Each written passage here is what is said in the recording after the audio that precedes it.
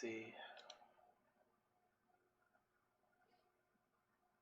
It says excellent connection. Very nice. Okay. And do this.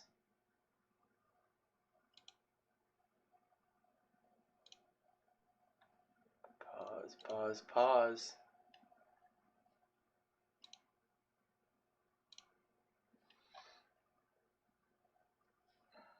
There we go. Pop out chat. PE Stacker, what's going on? You are first. Just gonna go through some coins. I've been doing it most of the morning, so I figure, and I was going to record it, and I'm like, you know what, might as well just go on live. I got a lot, and I'm doing it anyway, so thanks for joining. How you doing? Hey, David Carlisle, thanks for coming in.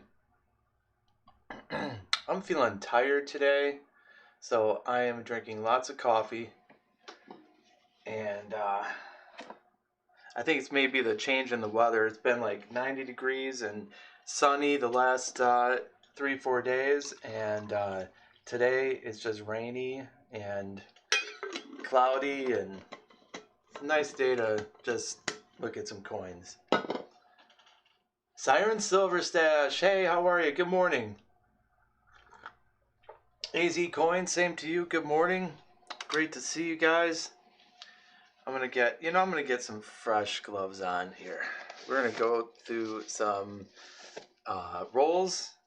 I got a whole envelope here from John Jacobs that has some air coins in it, and I got a package from Chuck Daughtry from a coin reveal that I didn't see on YouTube, so I want to look at these coins that he sent. And live coin Q&A is in the house. Good morning, good morning. Larry Powell, hey, thanks for coming in too. How are you guys? I hope you're all having a great day so far. Vic, Stacking Schloss. I have so much fun saying your name. How you doing? Gloves. So, hey, let's explain what's on your screen here. This is sort of my process. I mean, what you're looking at, of course, is my penny board, and I spent most of the morning resorting it after the cat jumped on it last night and sort of wrecked it. and that, it's my fault. It's my lesson to learn that I need to wean down the piles before I before I stop for the day. But because cats will be cats, you can't control them. P. Stacker says, sharp eye, I found so many errors and varieties in these rolls of uncirculated 1963 pennies. That's awesome. Hey, Charles Latre, how you doing? Yeah, I've got so many unsearched rolls. I mean, I don't even break open my rolls. They're all on the walls. Hey, Colorado Coins and Cabochons. Great to see you too. You guys are awesome.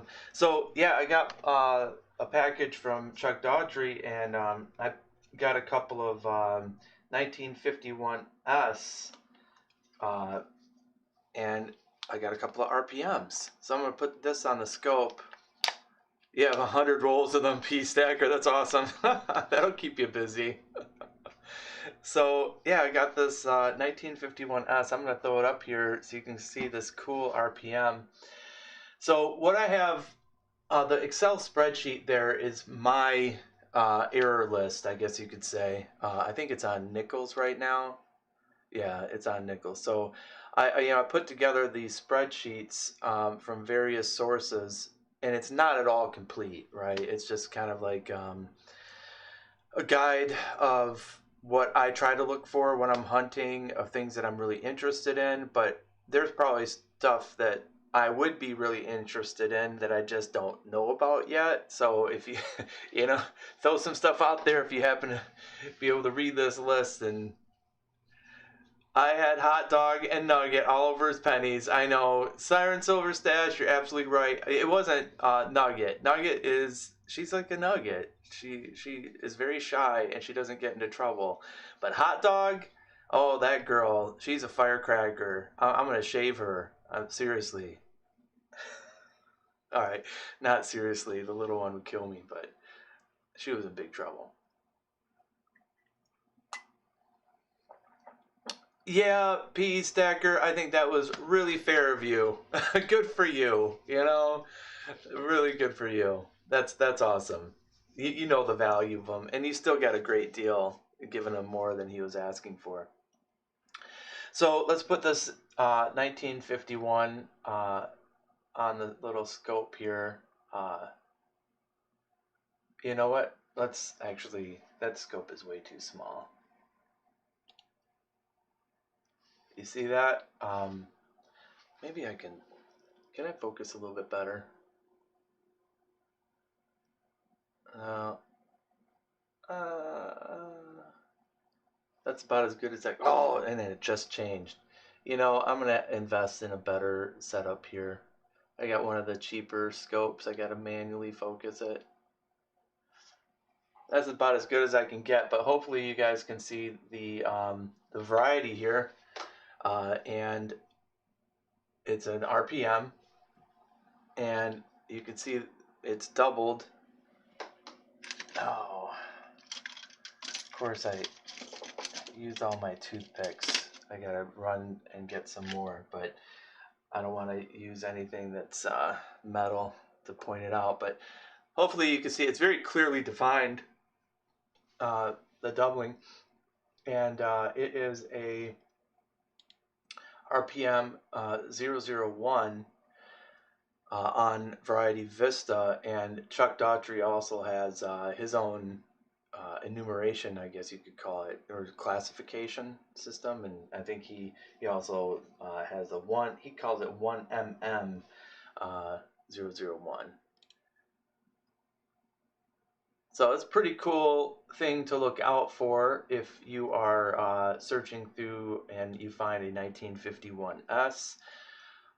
This is probably, and correct me if I'm wrong in terms of value, but I think this is somewhere between a $10 to $15 coin.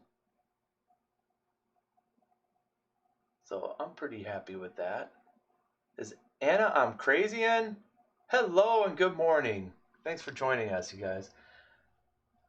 Everybody. So yeah, that's the 1951S RPM 001.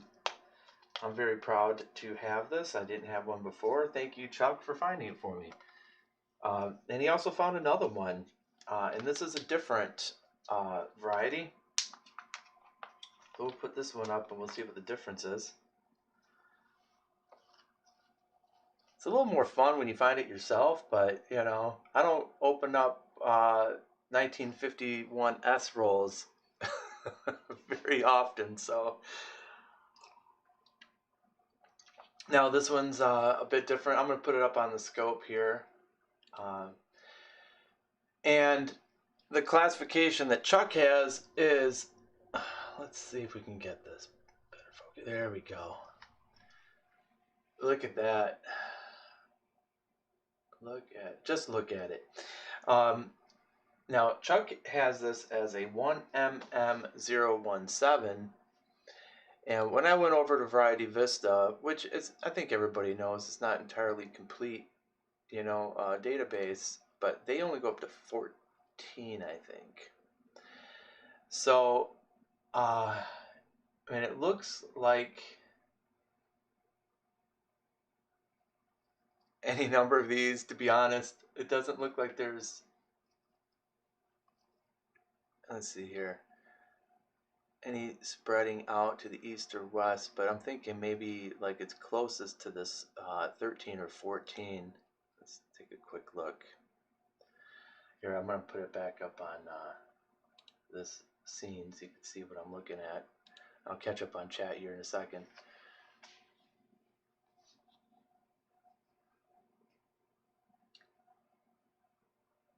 P. Stagger said, Sharp Eye, I don't know if you heard, I retired yesterday. My 4 older kids asked me to retire after this last injury and surgery. You know, God bless you for listening to them. I think that's a smart move. And that's cool, Corey. Congratulations. I mean, that's okay. So I'm not going to say your name. Livecoin Q&A says match the mint mark position. Yeah, so it seems to be going from the east to the west, and it's not. I don't think it's this. Well, it definitely looks like this 14. But let's see if there's any other. There's die scratches above Liberty, and a small die chip on the T of cent. So let's attribute this because it's so important. It's not just matching the mint mark. It's a good way to narrow it down. Yeah, you know, take a break, especially if you have a pension. Uh, Congratulations. I really hope that you have enough stuff to keep you busy, and it sounds like you do if you have 100 rolls of cents, at least for a while, right? There's still boxes of those things you could buy too. Let's check Liberty here real quick. I'm gonna go up on the scope, and we're gonna get into some. Okay, let's. It does look like there are some die scratches. I'm gonna go back up to the scope, you guys. You won't be able to see what's on Variety Vista here, but I need to look at the. Okay.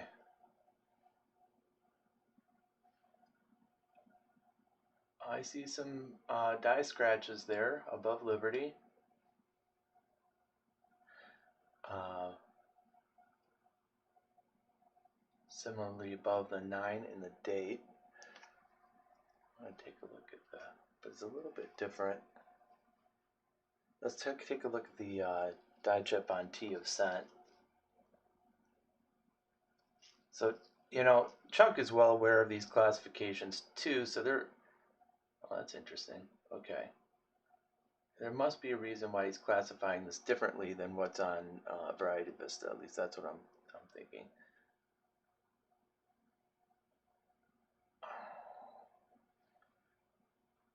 Hmm.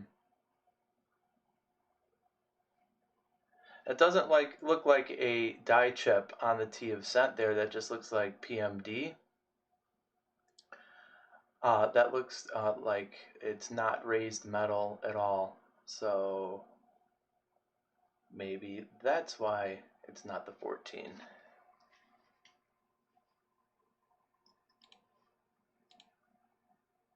Adam Jam and Ravenhawk Coins is in the house. I'm so happy you guys are here. Thanks for catching me live. I'm like low energy today. It's all rainy and hot, muggy. Let's see here. Not 14. 14 is closer to the 5. Paula's helping out. Thank you so much. All right, let's the mint mark position, not the position of the RPM, but the mint mark position to the date. That's what you're talking about. I read you. Oh yeah, that is further away. Nice eye. Live coin Q&A. You're awesome. Okay. Let's So, yeah, I mean, there isn't a 17 year. It looks like the 12 is the same position, but the mint mark, the RPM is different. So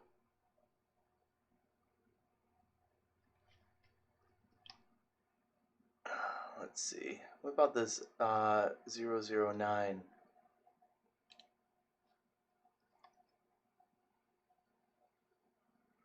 I'll go back to the scope here. The position on the 009 seems right.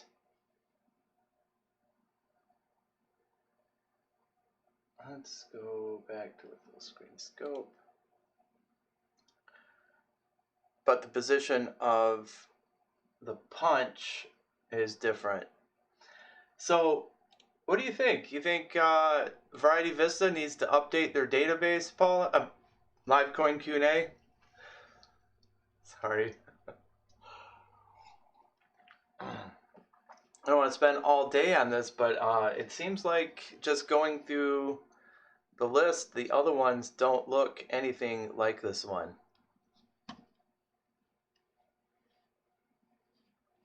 And who am I to dispute Chuck? I just wanted to double check. Yeah, that's not it. That's not it.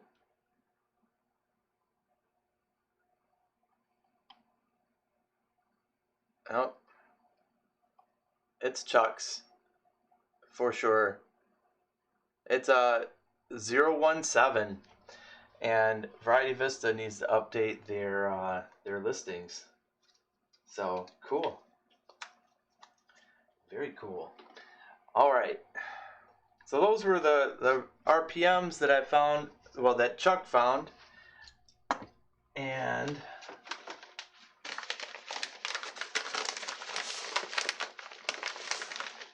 yep, you're not wrong about that, Siren. I tried. I swear, I tried. I'm so sorry. So, all right, I've got here. Let me move this. We'll come back to the penny board here in a second.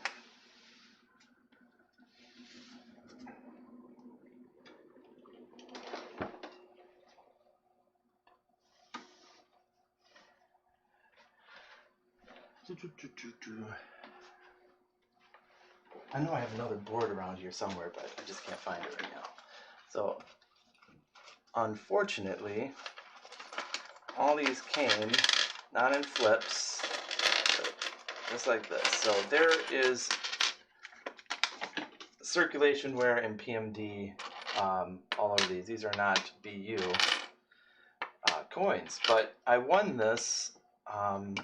Oh man, where I can't remember exactly what stream it was on. I think Ida Herrings, but I could be wrong.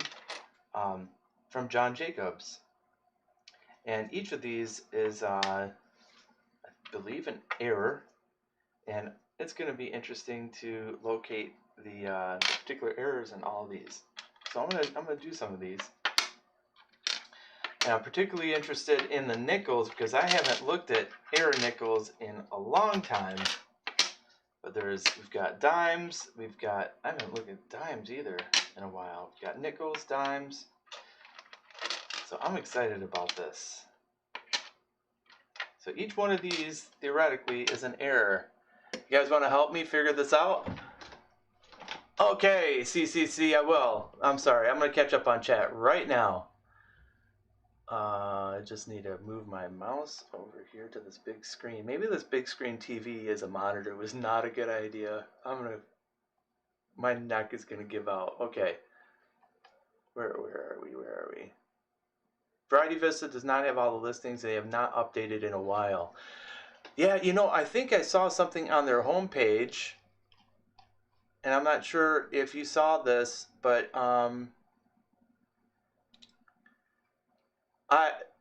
it says here, I have suspended my attribution services for the foreseeable future.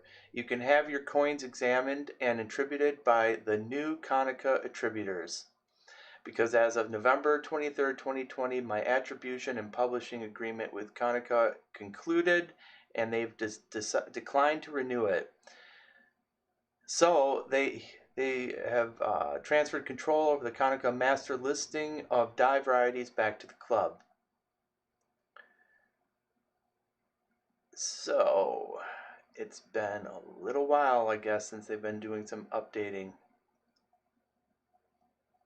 And that was written by Dr. James Wiles, January 11th, 2021. So that's kind of a bummer. Okay, anyway, I just wanted to share that old news. And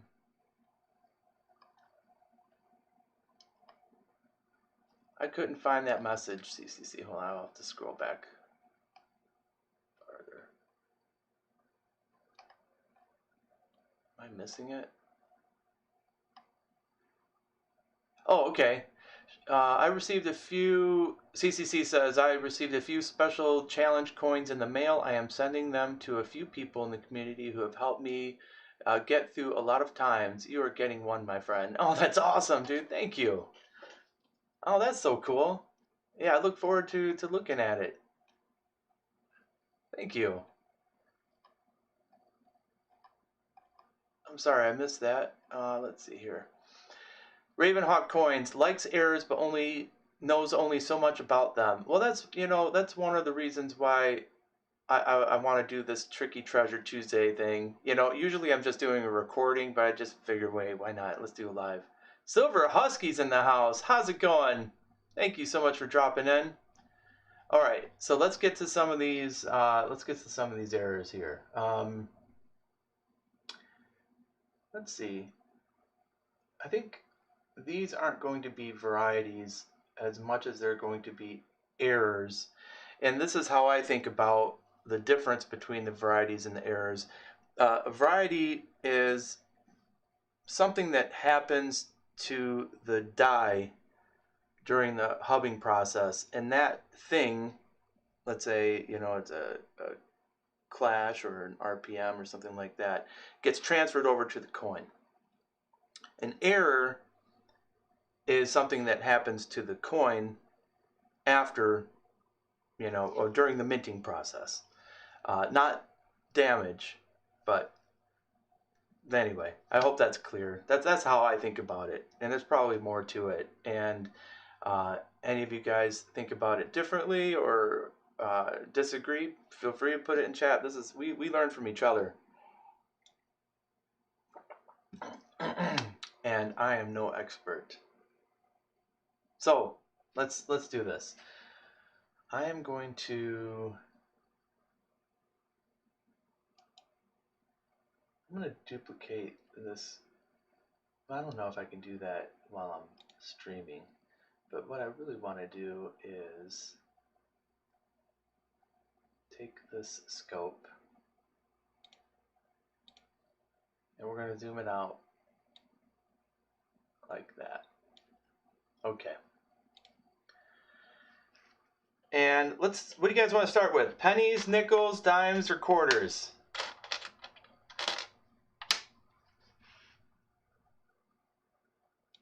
Let me move my chat over here.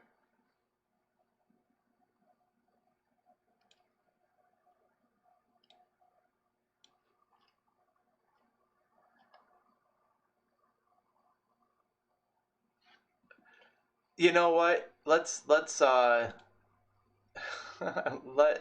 do this. Take a second and make some people blue. I need to do it more often, that's for sure.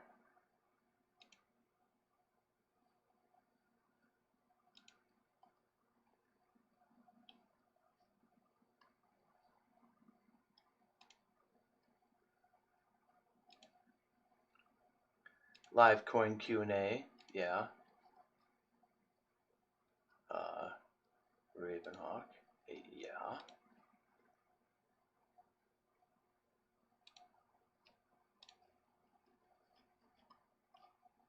Okay, I think I'm caught up here.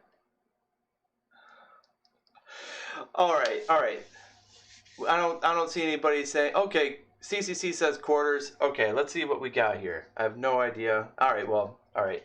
Here's the Alaska. Here, we'll look at the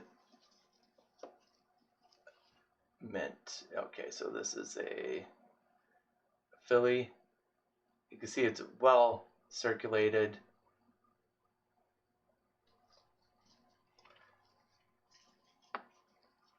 And these are well known for the extra claw, which is basically a die break or die chip.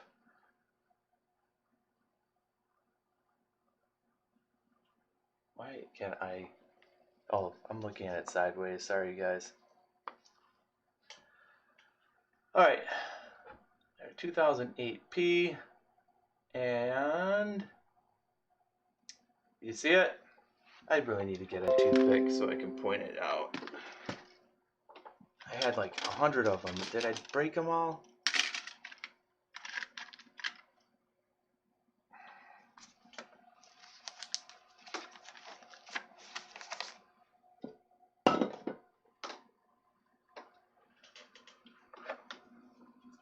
We'll just use this, I guess, for now.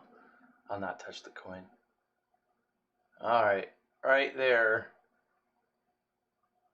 That little extra cloth kind of looks like he's smoking a cigarette or something. Really super common. But let's see, there is another thing to look at. Let's just go around the world real quickly and see if there's anything else that we see.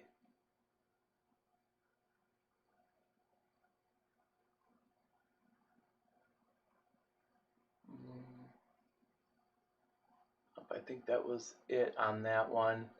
I've definitely seen those smaller, and I've seen them larger. There's definitely a progression for that break. That's pretty cool. We can see if we had anything else, and I didn't see anything else, just some damage. Silver Pool 30, hey, welcome. Amanda C2, if I didn't say hi, I'm sorry. Thanks everybody for joining in the chat and hanging out. Okay, so the next one is a also from Philly. It's a 2016. This is the Cumberland Gap. And I think these are known for another die chip, which creates kind of a raised metal up on the hat. But I think also with the rifle, there's some doubling that you can look for. Well, let's look at the hat. I don't see anything there. I see mechanical or machine doubling on lettering. Let's look at this rifle.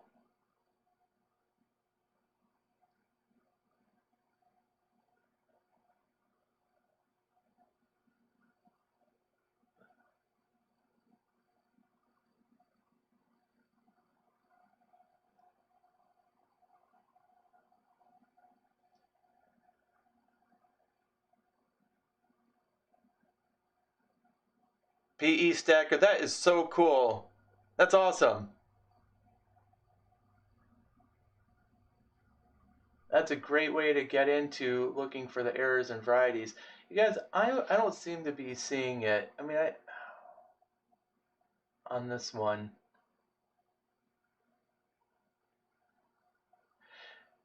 It is much more difficult to look for the errors and varieties on well-circulated examples. So, you know, BU rolls are a great way to start out. I am not seeing anything unique on this one. Maybe it's on the obverse. Okay, let's just double check here. What do we got?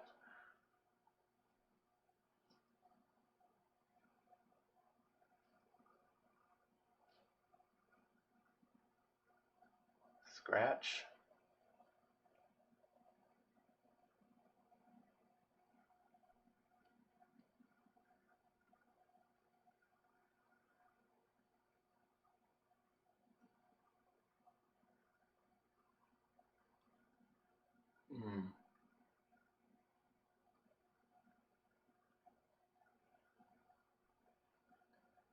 Quite often there is some doubling at Washington's ear, but I'm not seeing anything there. So this one's throwing me for a loop.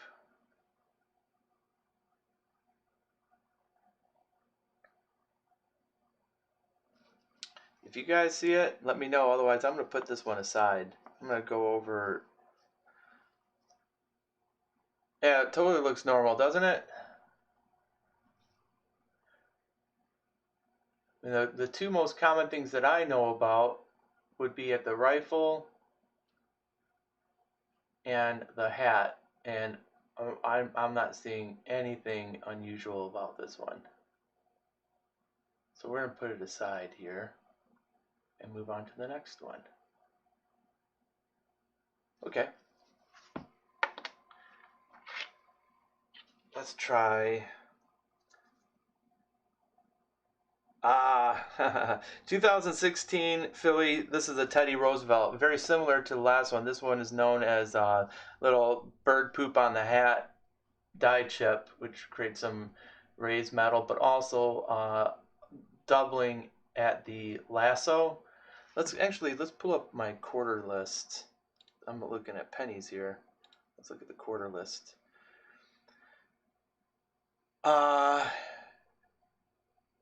Yep, I have the 2016 Cumberland Gap. I don't have the Teddy Roosevelt listed on my list. I told you my list was incomplete. But let's look at this. Let's see if we have nope, no bird poop on Teddy's hat.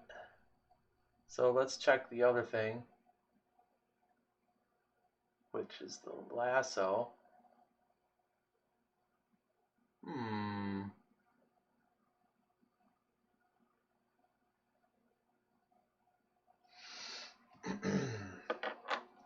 I need an example of, so we can compare it. I have to bust out some folders.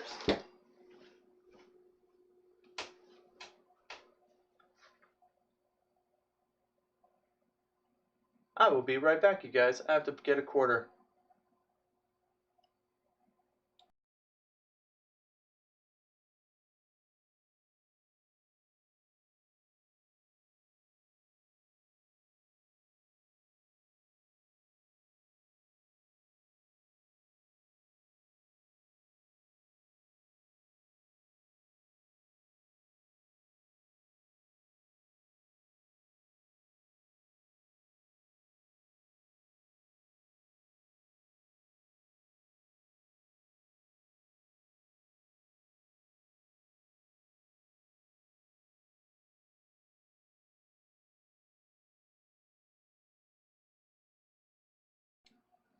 All right, these are all my clad. I think I have one of these.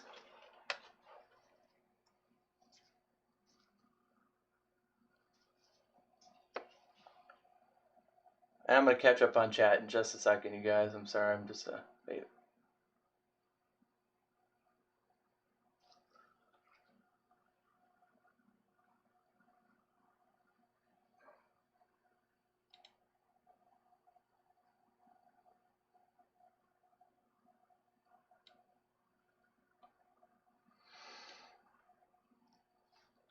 Okay.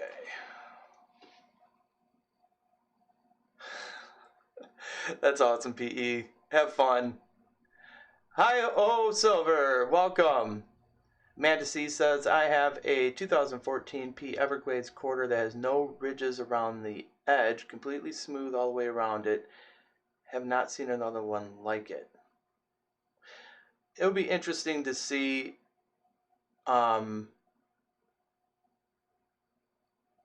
how wide it is and how thick it is.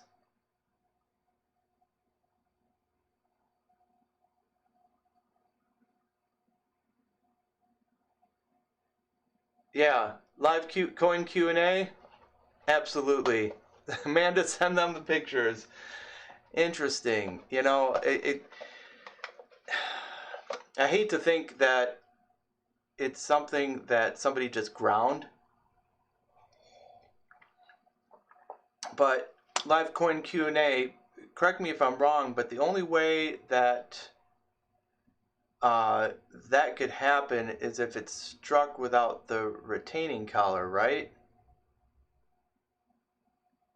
But then it would be flat and thinner with weakness around the edges. If I'm right, if I remember right. I'm just trying to wonder. and think about how that could happen. But I think, yeah, it's more likely that it's been ground or worn, like you said, through a vending machine. People do crazy things to coins.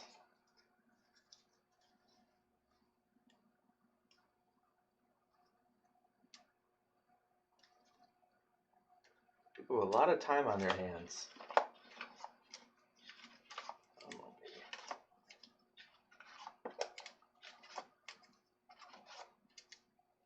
There we are. Just want to double check this here. Yeah, that's normal. I think this is a totally normal situation. So why is this in here?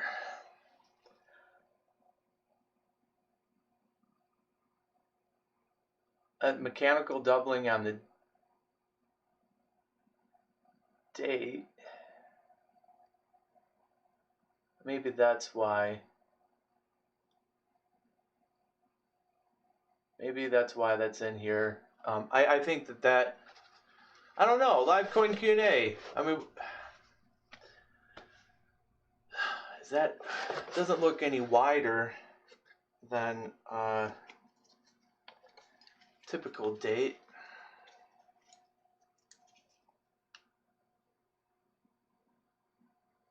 Yeah.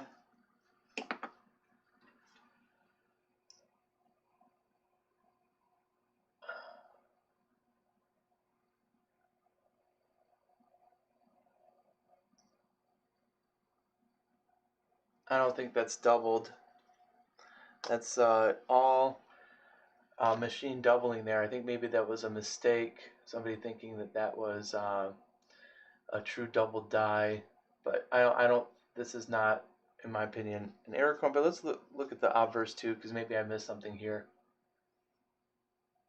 And I will come back to chat in just a second.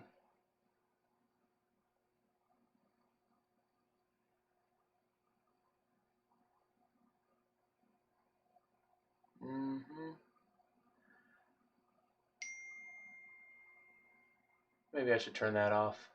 Yeah, I don't really see, that's damage right there on his lip. So I'm thinking this one is not an error. I just had to double check against another one about that the leash. But yeah, that one was a no-go. Let's catch up.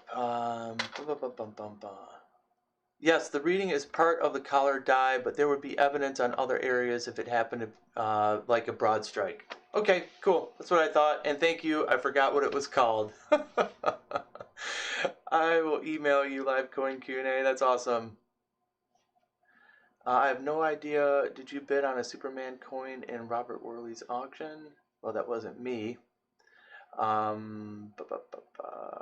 High ho. It might have been High O Silver, and not High Ho Silver. And Live Coin Q&A says that is all InQ's machine doubling. Thank you. I love it when you and I are agreeing. It makes me feel a little bit smarter. I'm still learning. SHTF is in the house. How's it going, bro?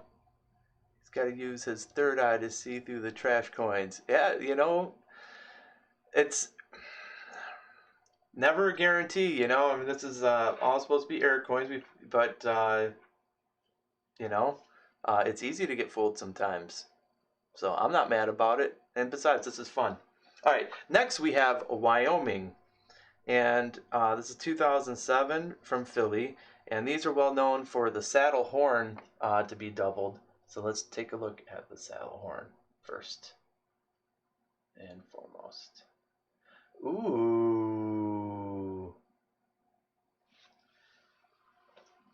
Okay, so that's different part of the saddle horn that I was expecting. I'm gonna pull up the variety of it. Bo Palmer Coin Hunters in the house. Hello, hello, and Mike Wolf. What's up? Thanks for coming in, you guys. David Carlisle.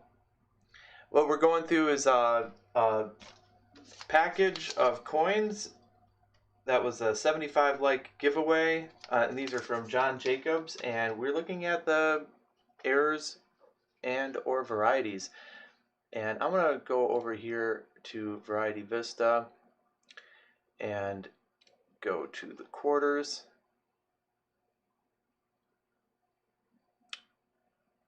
And wait, this is the states quarters, I believe. This would be DDR, and we're looking at 2007 Wyoming, and there's literally 57. So 57 different varieties here. So let's go through these real quick. Here, let's you guys can see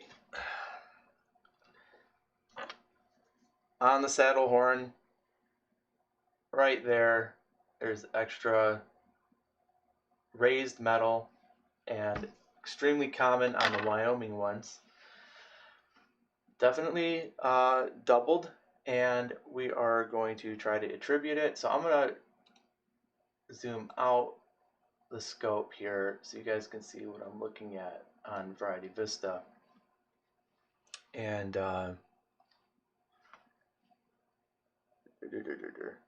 what happened to the chat?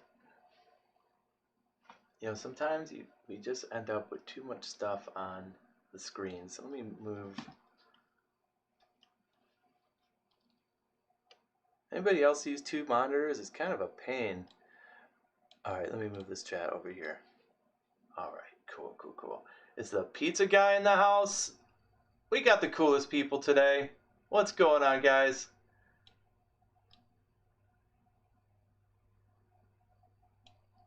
This is way more fun than just doing a video. I'm gonna do this from now on. Just a live stream. Yo, Joe, he says. All right. I started out kind of tired, but I'm getting a little more energized. We got some cool people in the house today. Thank you all for spending your time and coming in. Okay. Let's all right, let's get to this Variety Vista. We have 57. All right, so we know the main feature of this doubling. It's not this 006 because that is spread out a little bit too far to the east and south. It is not this. I don't think it's this DDR008, but let's take a quick look at that.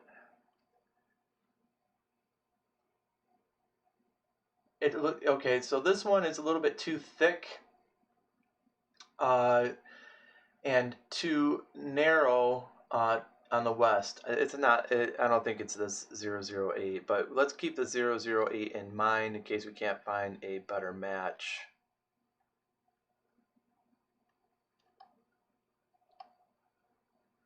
$57. Wow. Okay. It's not 1 through 21. Let's try 22 to 24.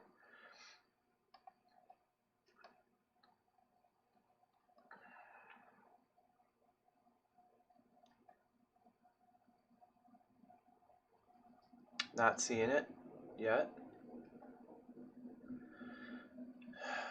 042 is just too narrow, too thin. And everybody, please congratulate P.E. Stacker on his retirement. And he'll have much more time to go through coins now. All right, let's, this might be it here, the 044.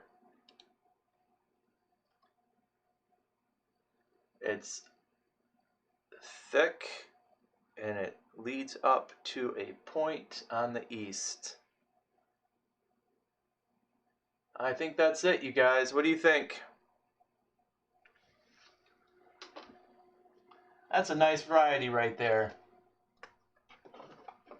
these are not entirely common on the Wyoming. I'm serious. There's a lot of them, a lot of different types, but yeah, I've searched many a roll, and I've only found one of these. So, Bo Palmer Coin Hunter agrees. Yes, that's it. Hey, it didn't take that long, right? All right, so that's cool. We're gonna say DDR 044 on the 2007P Wyoming.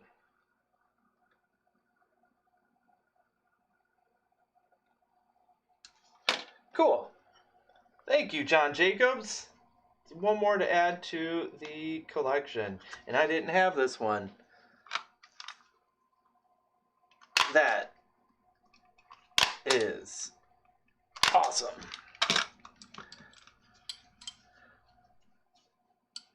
Bull Palmer Coin Hunter says, never found one of those in all of my hunting.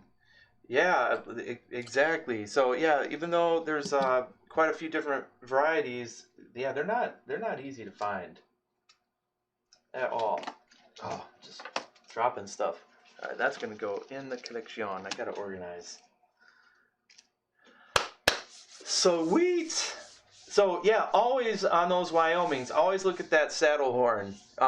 There's many different types, and some are more dramatic than others, but they're always cool to find.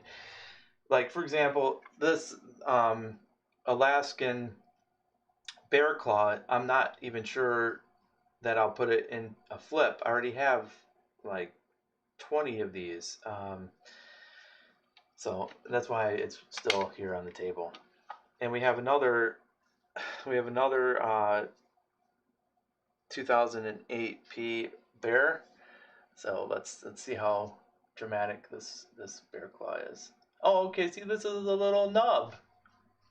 I told you that there's a progression for these, and this one's just starting out. Let's go with the scope so you guys can see it. See the little nub there? It's like a cigar nub. Quit smoking, bear. Just quit it. It's bad for you. But let's go around and see if there's anything else that pops out. You never know. There's a little bit of damage. Hungry bear. You gotta finish eating before you have your cigarette. Come on. Okay. Let's just check the obverse here.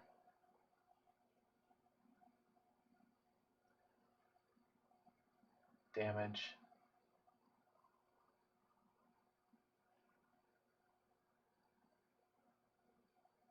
Okay. So that was it. That was the little nub. So we got the nice. We got a 2-coin progression here, one nub and then one that's a little bit longer of a cigarette. That's kind of cool. Next up we have the Harper's Ferry. This is the 2016 out of Philadelphia. These are common for a couple of different things. One is dye chips on the roof that make it appear like there's snow, and there's also some doubling that you would be looking for, and I think also a dye chip over by the barrels. So let's look by the barrels. Okay, I don't see anything there. There's also a double dye produces like in the windows, separate lines, but I don't see any there. I see something odd on that corner of the building. It looks like raised metal. So there's something right there. Where's my replacement toothpick? Just so you guys can see what I'm looking at right here. Right there, it looks like raised metal going up the building. So we'll look at that, and that would just be a dye chip. Let's look up here on the rooftop. Oh, there's a little bit of snow on the roof. All right, that's cool. We got 2 dye chips. So this would be, technically this is an error.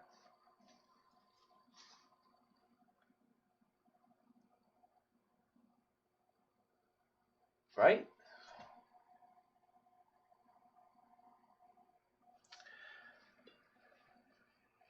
Let's not cross that or do that debate. Let's go to, back to the chat here. All I know is that fish is not happy. That's right, Amanda C. Mike Will says it's really windy, but it's pelting rain for about 10 minutes. Drizzle now. Okay, cool. I hope it passes by you without anything serious going on, Mike. You do not want to have your power go out in the heat down there.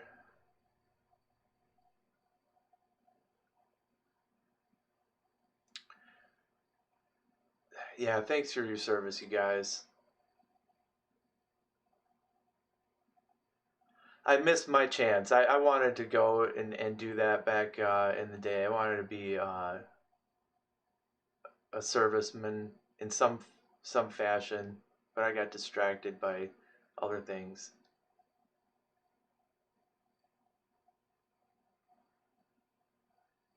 Whoa, 2 tornadoes, man.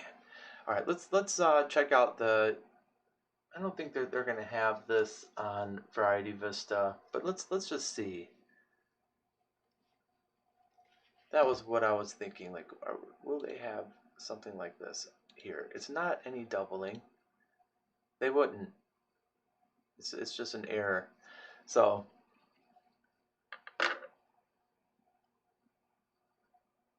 I'm not gonna look on. Yeah, it's a pretty cool little snow on the roof. I've seen them much bigger, but this is one I think that's worth saving because it's in 2 places. You've got that one up on the east part of the roof. I'm sorry, the west part of the roof, and then you have this one here on the corner of the building. So I like it. It's cool. It's different. You're going through. Even though I didn't find it, but when you're going through hundreds and hundreds of them, you find these different things, and it's exciting. So, cool. 2016P Harper's Ferry.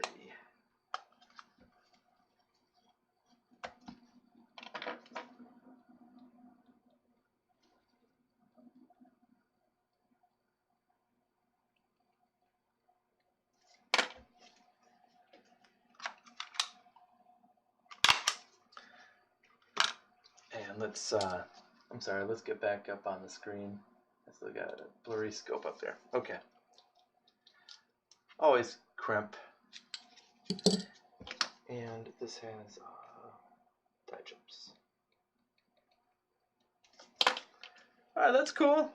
Alright, that was it for the quarters. What do you guys think? Dimes, nickels, or pennies? Or the cents, I should say. Dimes are going to be my biggest challenge because I am not as familiar with them. They drive me a little crazy to look at, but it's easier when you have the scope. All right. PE Stacker says pennies. You got it. These are my favorite anyway. Okay, so let's pull up the penny list. Now I have mine broken out in a few different classifications. So I've got the Lincoln wheat cent errors from 1909 to 1958, then the memorials, the 1959 to 1982, and then the 83 to 2009. Those are my 3 error lists. So I think most of these might be in the later years. So we'll start with this one. Live Coin Q&A says cudsoncoins.com has it. Thank you. Technically that's not a CUD, but cudsoncoins.com has these, huh? Interior dyed. Okay, cool. I'm reading the URL right now. let's check that out while we're on here. Hold on, can I want to pop this out. Okay.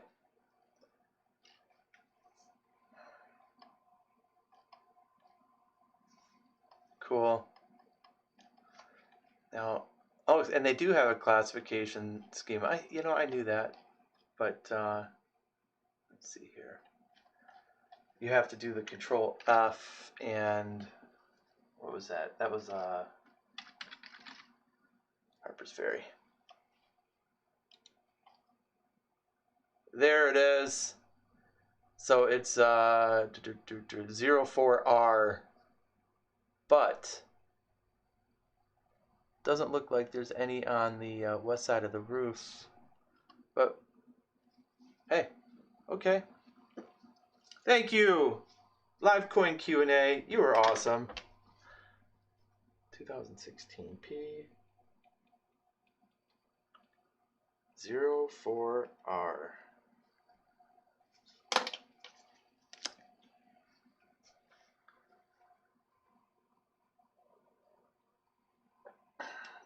I just hit Control F and typed in ferry and it took me right to it.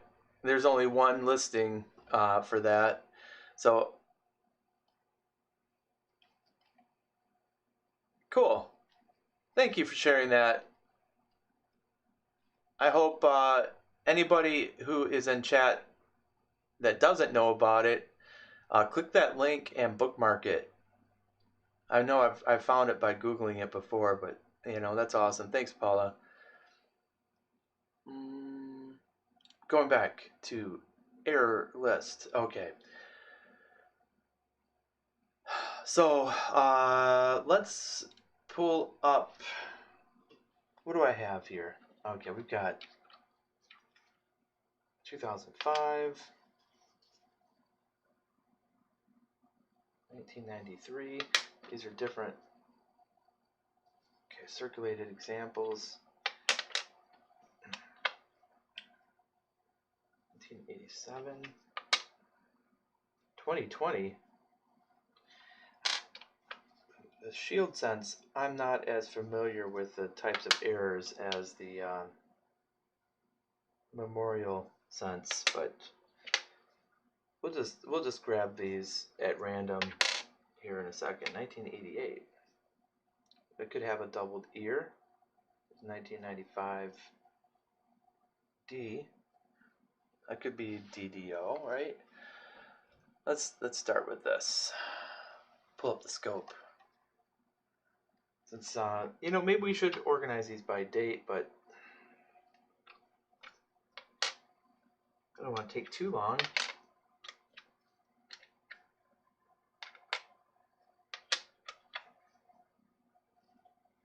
So what I usually do is organize all mine by date and then jump into it so I know what I'm looking for kind of on each one as opposed to going back and forth.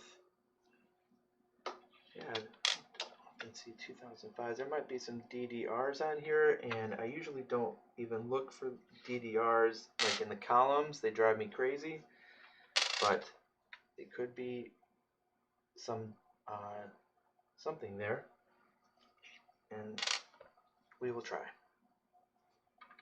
Okay, here's a 1986. Here's another 87.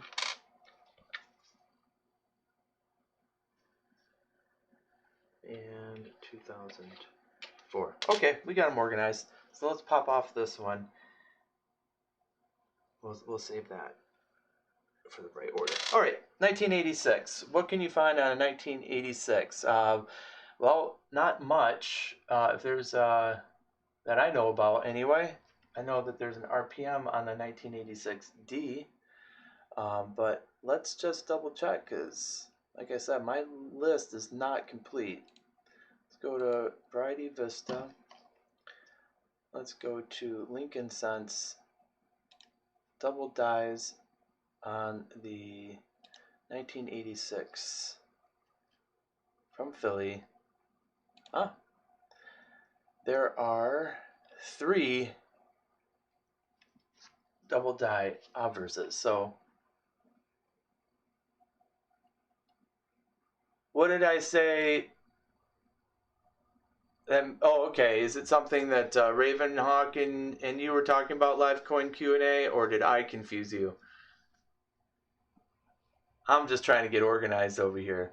Okay, so we have 3 potential DDOs. I don't honestly know how many DDRs there are for the 1986 Philly, but let's check. And I'll have to update my list if there are. Okay, no, there are no known DDRs. We'll look at it anyway, just in case.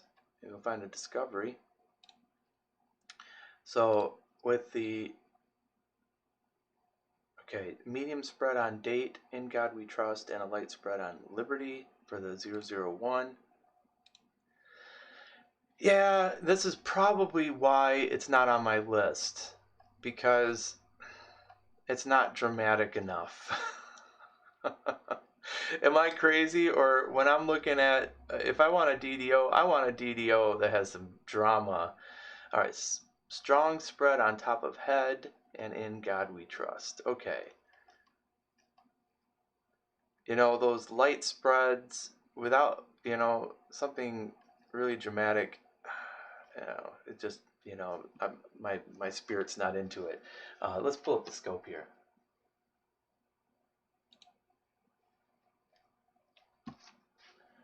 Especially with a circulated coin, but let's look at it. That looks totally normal. That's post-mint damage on the ear.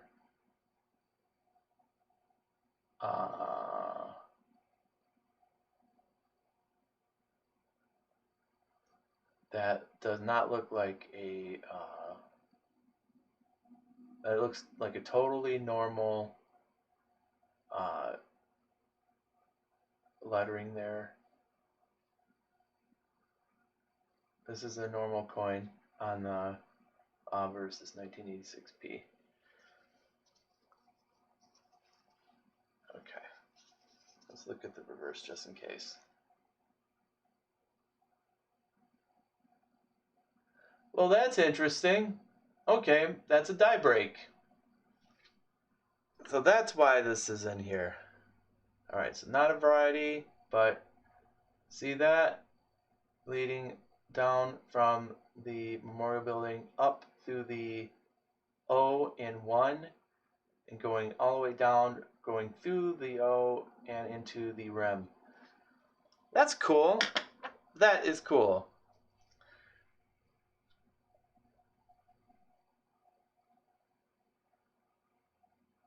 Oh, what is that? And there's another die break at the roof. I don't think you need me to point it out. That is pretty sweet. So that die was pumping out, pumping, and oh, there's some more breaks there by the initials. You can see the abrasions from the polishing of the die. It's the late die state, I think, and it started chipping away and coming apart. Nice. Thank you, John Jacobs. I like finding stuff like this. I know it's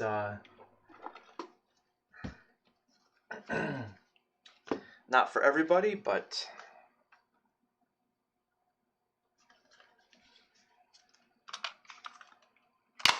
that's what a lot of my collections fill up with.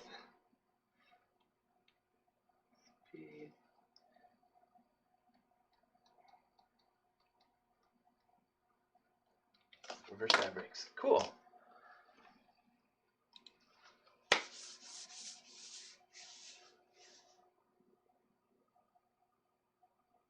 PE Stacker. You got storms too, huh? Thunder and lightning, crazy. Yeah, be safe.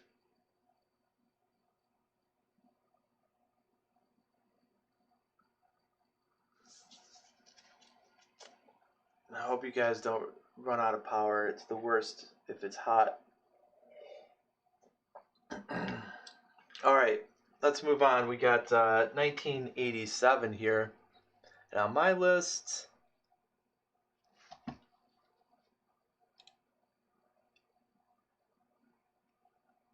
Yeah, I really just gotta on the RPMs if it's a Denver, um, or reverse. There's a double die reverse at columns if it's from Denver, and the 87 is known for a die clash. So let's see what we got on this one. No, don't go! Live coin Q&A! All the plants are gonna die. No, thank you. I will definitely be there tonight. Thank you so much for coming in, live coin Q&A, and being so awesome and helpful to me as always. I'm honored that you come in. Thank you.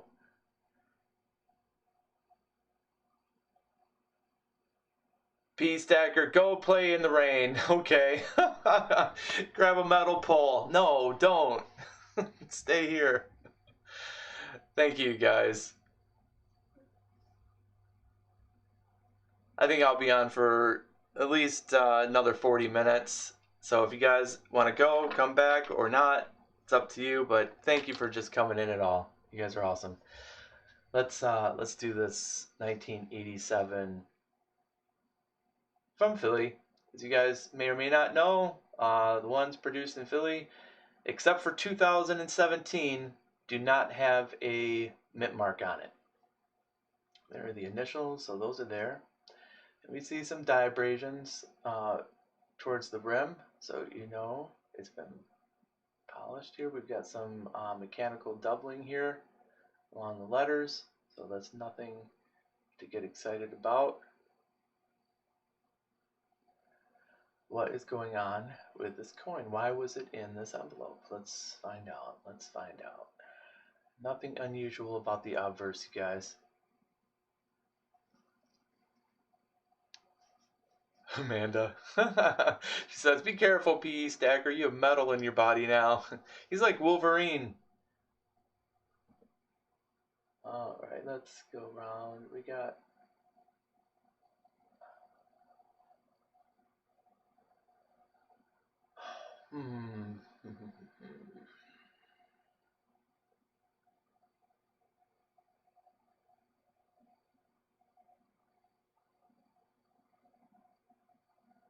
Thanks, Hi-Ho Silver. That's awesome. I trying to get to 4,000 watch hours. I'm like at 2,400. So anything that you can do to help is appreciated. And yeah, live coin Q&A. They're streaming tonight.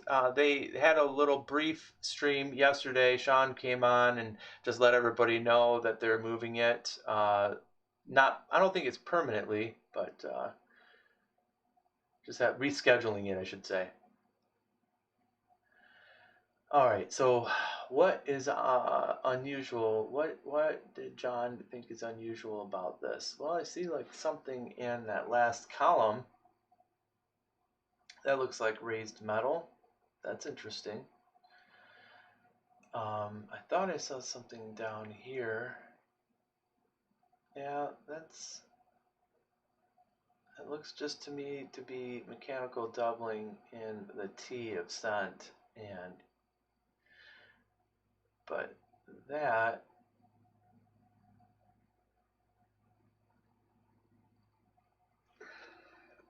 where's my pointer? Right there. I think that's a die chip. Okay.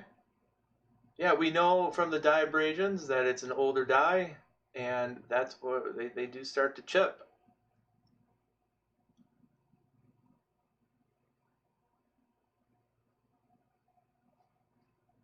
Let's see, PE Stacker says, Colorado coins, my 27-year-old son. He just got out of the military, served 10 years, and he's the lieutenant at the firehouse by his house. That's awesome. CCC has lots of metal in his body. Amanda C, I won't go out because my 5-year-old and my 2-year-old nephew would follow me. Yeah. And CCC says, Sharp Eye, where is Abe? He is not there. Oh, he's there. He's there. Right smack dab in the middle.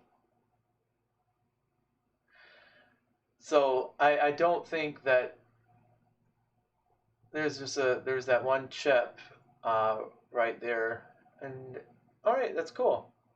You know, it's unusual. I'm not sure if I'm going to save that though. What? Should I? I don't know. You guys tell me. All right, we have this 1988. Now the 1988 is known for DDO at the ear. Okay, see, you saw it. Okay, yeah, he's very faded. So, looking at my list, and I mean, the 1988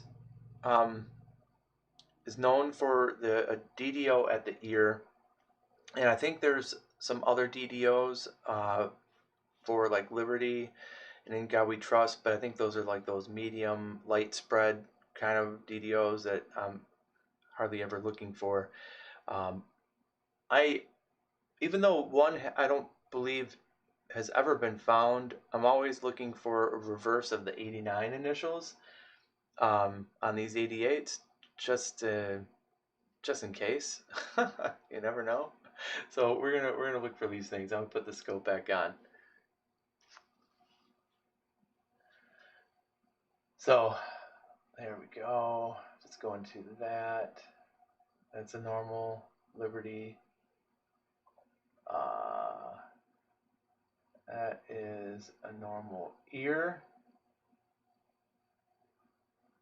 I don't see a cracked skull or anything like that. I don't think the 88s are really known for that. I see some damage on his face. Sorry, Abe. The date's normal. Let's flip it over to the reverse. And let's take a look at the initials. That's the normal initials for 1988. Kind of a weak, mushy strike and no serifs on the G. So why is this here?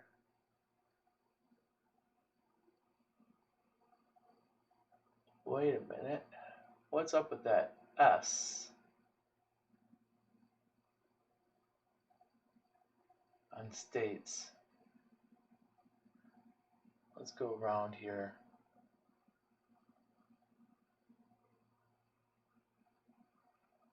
Okay. Let's look at this from another angle.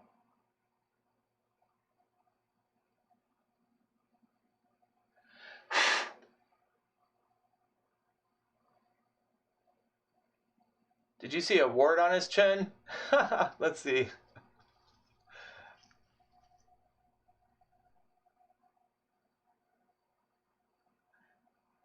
Yeah, let's it's his beard. That's pretty typical. I've seen Abe with herpes before, but this is not a herpes coin. All right. What really intrigued me about this was that S on the back. I'm just looking around again just to make sure that there's no clashes or anything like that, and I don't see anything in the fields.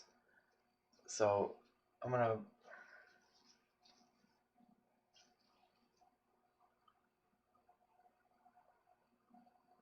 go over it one more time. Yeah, what is that?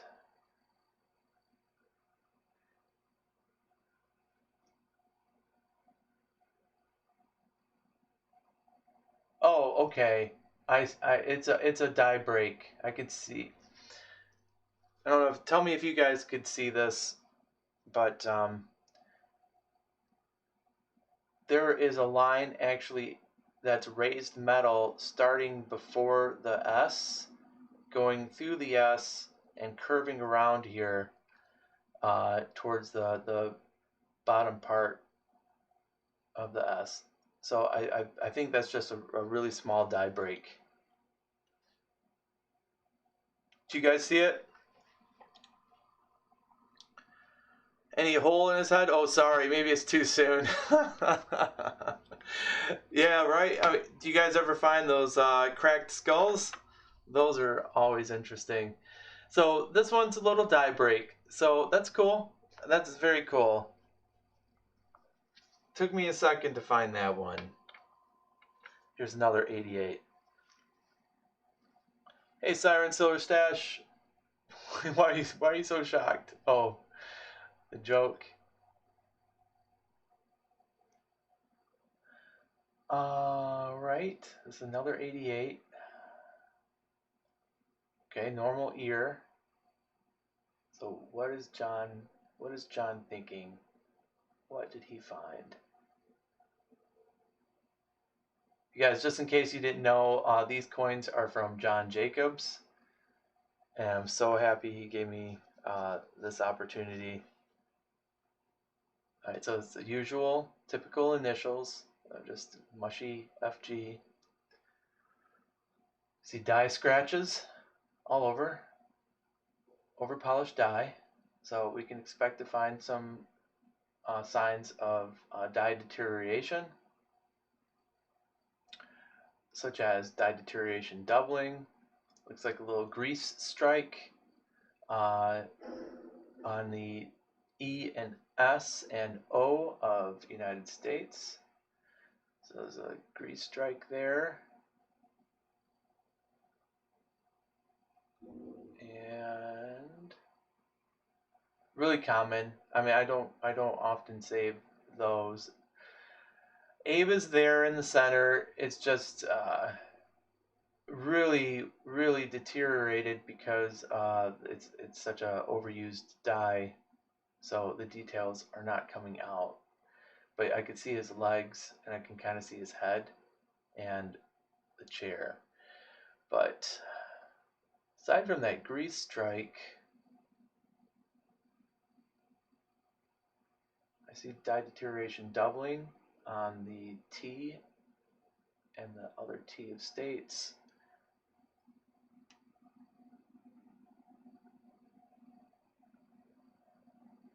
Whew! Yeah, overused die, that's for sure. All right, cool.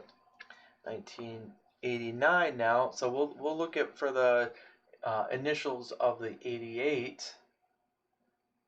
And aside from that, there's a die clash that's been found over by his nose. And other than that, we'll just look for some other errors. Looks like a little grease got that L in Liberty. This is not a by error or anything. A little grease on the I and the N, maybe.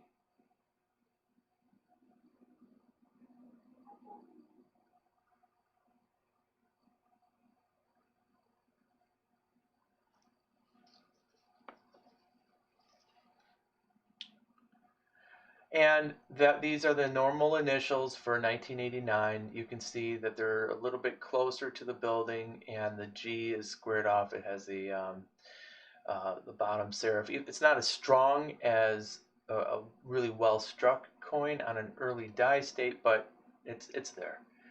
Some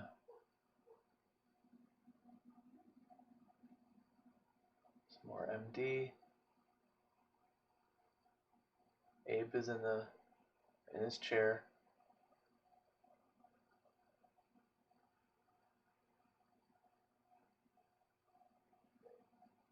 I wish John Jacobs were here to help point out some of these, but then again, that's kind of cheating, isn't it? This one, I'm not sure why it was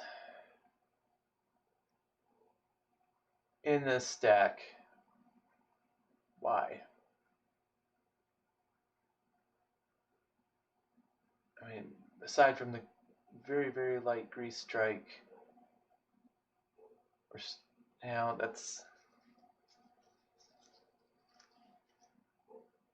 I don't see anything. I think this is a normal. So the question is, because of this struck through grease weakening the L, I, and N, is it good enough to keep? And I wouldn't normally keep this because I could still see the features. If they were completely gone, let's say it lacked the initials or something like that, then I would keep it. Okay, 1990. What is on a 1990 P? Nothing. These usually just go straight into the return basket for me. Okay, I see some polishing marks. Oh, okay. See the little die chip right there?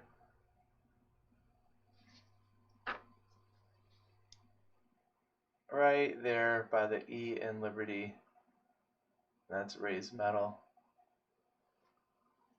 That is pretty cool. It's, you know, if it progresses, it could become a buy error, right? But it's not quite there yet. Let's just make sure there's nothing else. There's all kinds of cool stuff that can happen when the die starts to fall apart. I think that might be the only issue with this one.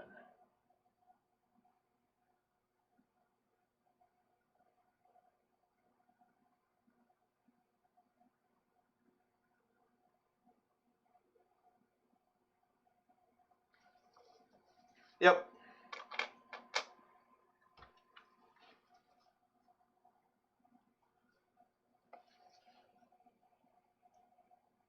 $1993. From Philly, there's a die clash at the date, maybe, but all right.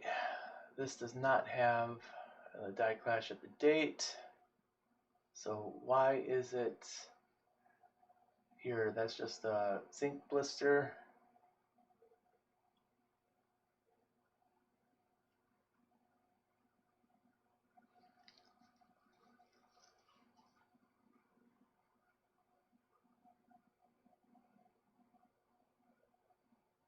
Another zinc blister. I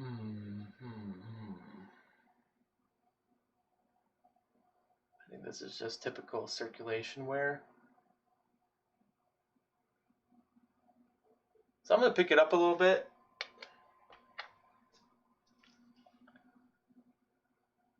Okay, this is the 93D. Now these are known for DDRs. You want to be looking at the reverse on these every time you get them. You should look at the reverse on every coin anyway, but particularly here because these are known for having a mule with a dime. Now I see a lot of post-mint damage here, but let's. Nope, it's not. It's not a mule. So they're also known for double die at the columns. I'm not seeing that here either. There's a weakness at the O and F. So I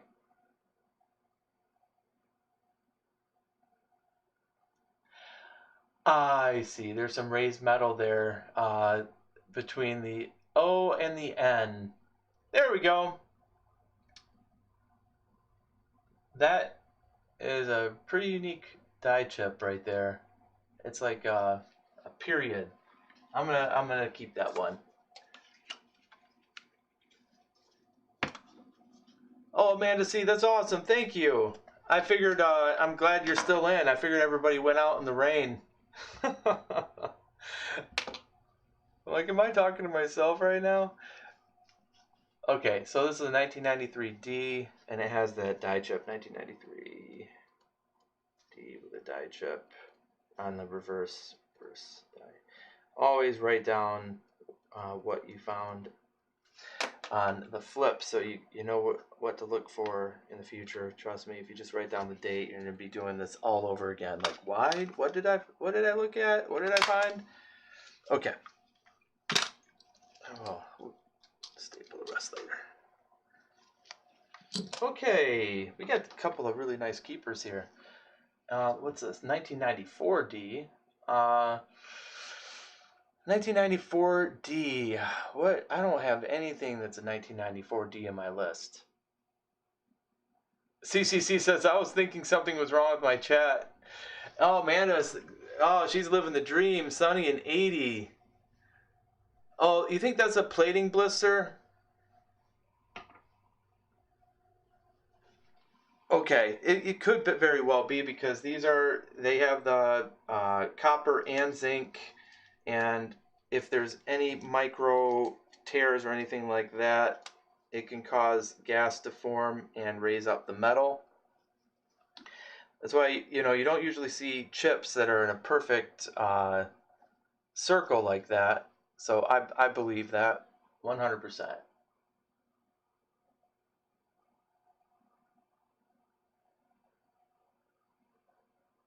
Hasn't popped yet.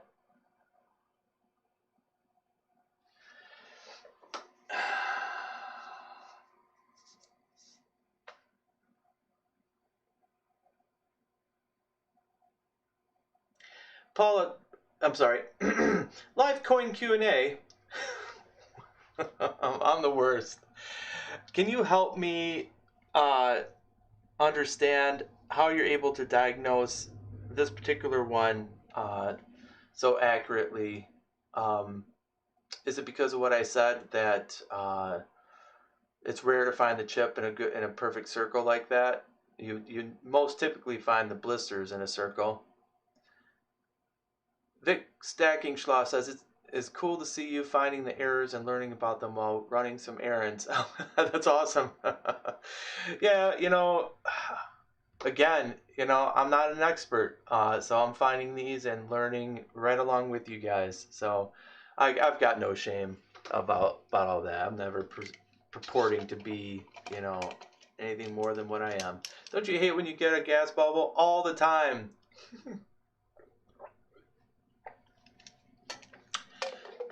Live Coin Q&A says, definitely a plating blister.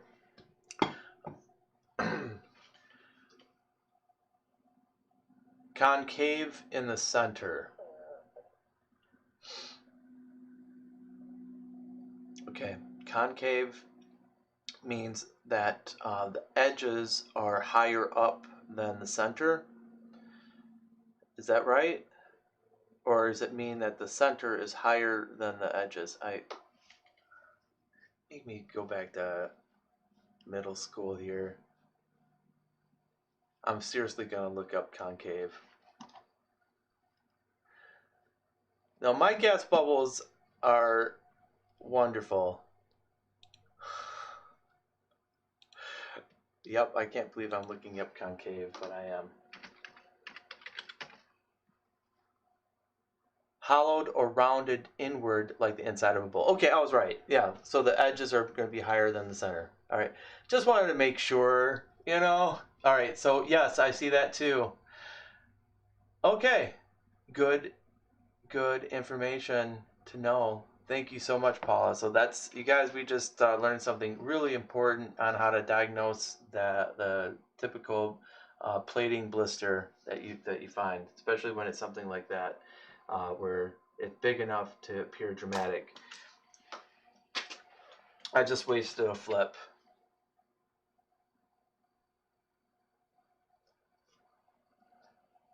Looney and eggs for breakfast, says David Carlisle. Siren's cracking up. All right. Let's get back to what is this? 1997. There's a couple of things with the 1997s. So there's a DDO to look for at the ear. I've got written down, check for the rim northeast of the bust for a die clash.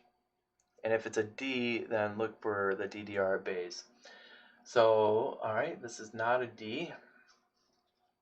And got the initials.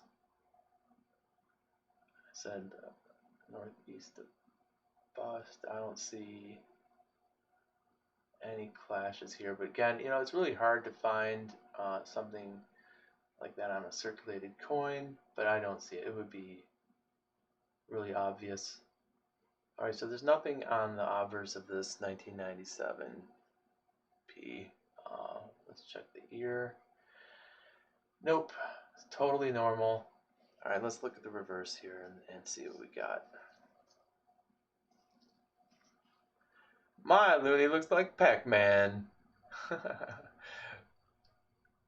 Amanda wants to know, is it fried bologna? Does anyone pronounce it Bologna?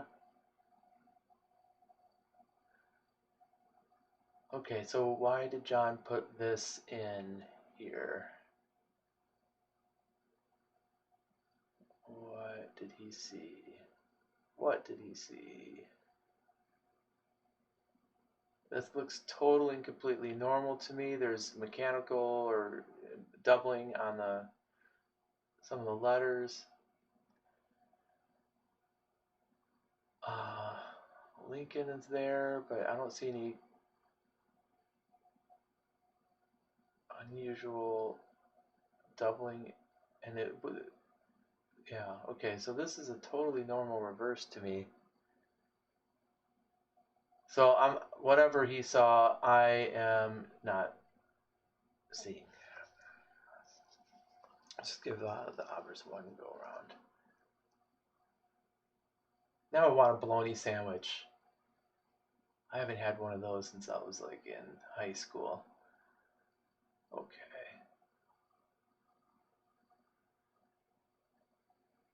Maybe a little die chip on the eye of liberty.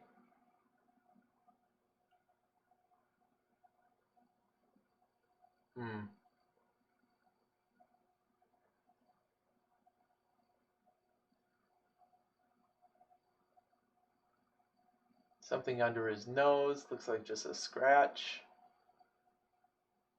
Alright, so I'm going to put that aside over here and move on to the next. Alright, here's a classic 1995 D. We're looking for double die obverse that's evident either at the date or in God We Trust and Liberty. With also the 95s, we'll be looking for, well, I think that's it, basically. Boar's Head bologna is the best. You know, this might be really gross to some of you, but the older I get, the more I start to appreciate liverwurst. Smoked liverwurst. It's so good. Every once in a while, I gotta have it. Okay. Yeah, not seeing. Definitely, there's no double die obverse on this 1995 D. CCC says, dude, so gross. Every once in a while I get a hankering for it and I gotta eat like a half pound. I'm a carnivore though. Now, alright, looks like fingerprint. But that's not an error.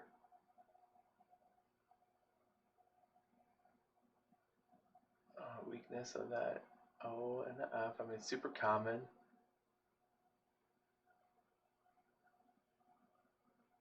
Okay, I'm stumped on this one.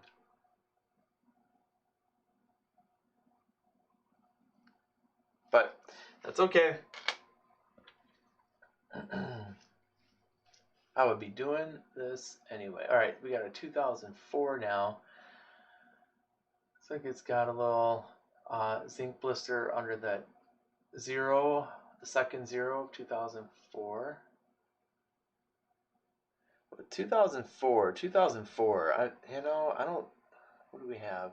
DDR at Unum, DDO at Liberty, USA, and the ear.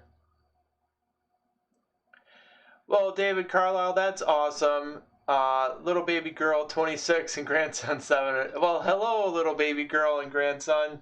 I hope you guys are enjoying it. Look at your coins. You never know what you're going to find.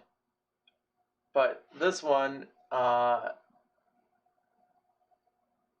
think that's another zinc blister there at the second 0. This ear, this looks like it took a little nick. That's not any doubling. Looks like another zinc blister over there by the little T. Those little tiny little ones are really common. Wait, what's up with this D here?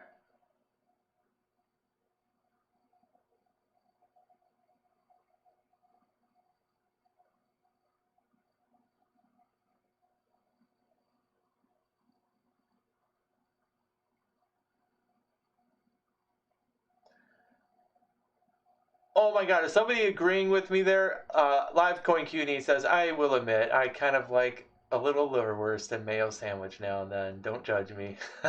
Thank you, right? I haven't tried it with mayo though. I'm gonna have to try that. I love me some mayo. It's a big part of my diet actually. CCC says, I need someone to cook me breakfast, prefer a redhead, but not that picky at this point. Yeah, count me in the same group.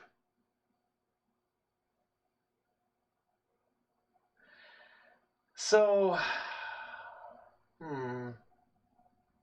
I am lost on this one. Let's look at the reverse. Maybe that D on the obverse, but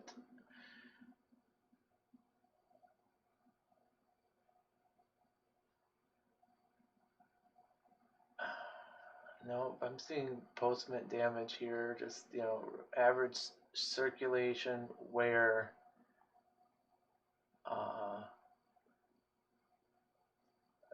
This looks like a normal coin to me. So, okay, there's another one that's going aside. All right, let's move on. Live Coin Q&A says looks normal. Okay, yeah. All right, well, it is okay. 2005. What do I have for the 2005? I've got nothing for 2005. So this will be interesting. We're going to go around this quick. A zinc blister under the W there that's raising up the metal. I think that's probably why he pulled this out, but I think that's just a zinc blister. And we got mechanical doubling going on with trust. So, nope. These wash spots.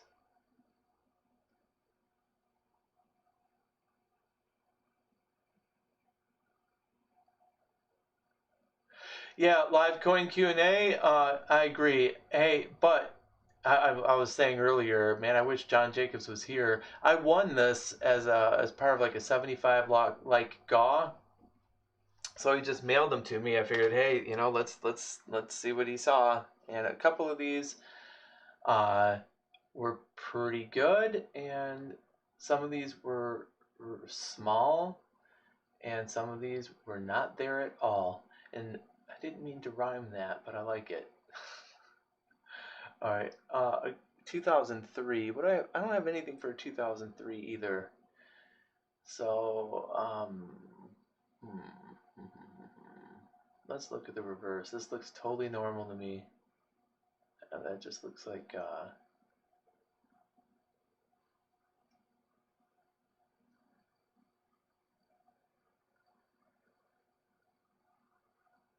something nicked it.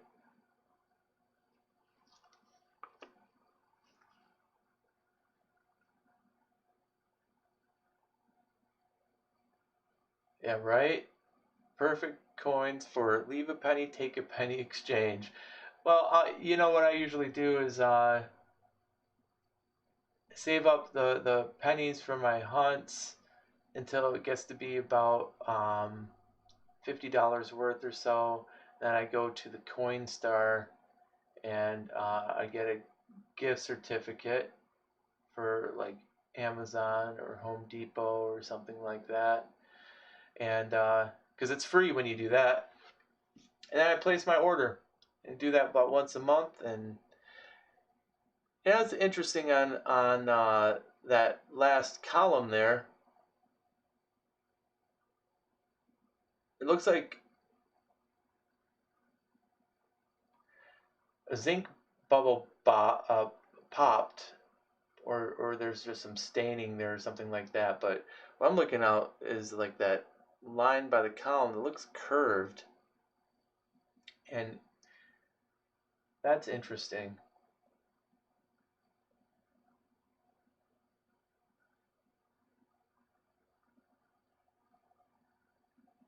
It's usually straight like that one on the left.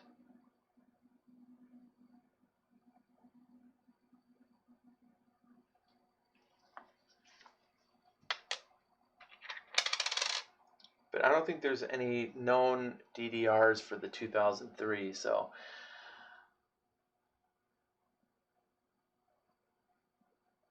Live Coin Q&A just says, just some plating disturbance. I don't know what that means. Plating disturbance. Plating disturbance. Okay, so something is reacting with the plating and it's kind of shifted it afterward. Like a little... I'm just guessing. Yeah, I have DDO at the ear. In God We Trust, Liberty, and Date for the 2006 P, which is what this is. But the ear is normal.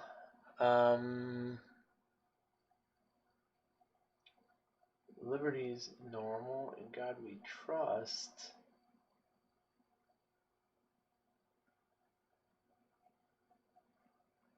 Everything looks normal here. Let's look at reverse.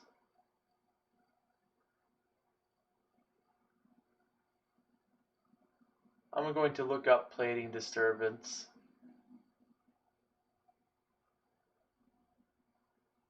Almost looked like a floating roof there for a second, but I think this is a completely and totally normal 2006.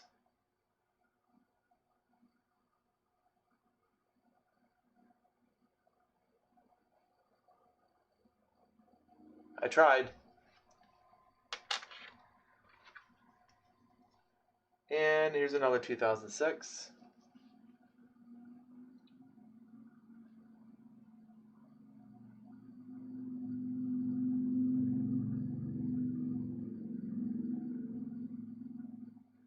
Yeah, it's a normal ear, a normal everything on the obverse.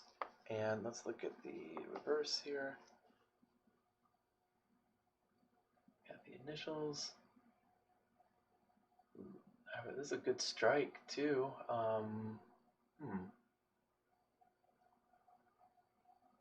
Yeah, I'm not going to toss these coins away. I will put them in the envelope, and when I see John, I'll ask him about some of these. But this is another one that looks totally and completely normal to me on the 2006s. All right. It's a class 8 next to Lincoln on the reverse, but I didn't see anything.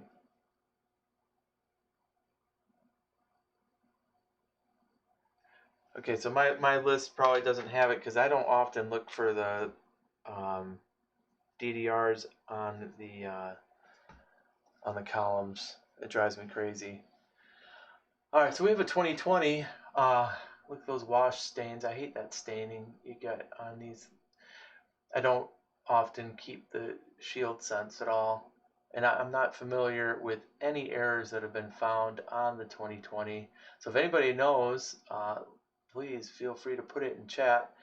I'm looking at this and it looks like a typical circulated 2020 on the obverse. Let's flip it and see if we see anything on the shield. And I'm not... Here we go. Here's the shield. There's an initial.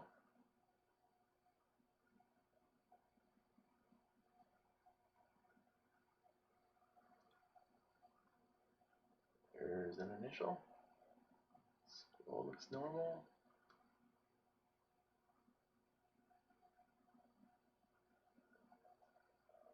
MD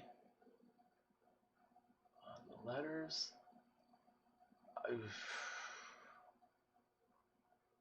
Okay. I'm going to go down the shield here.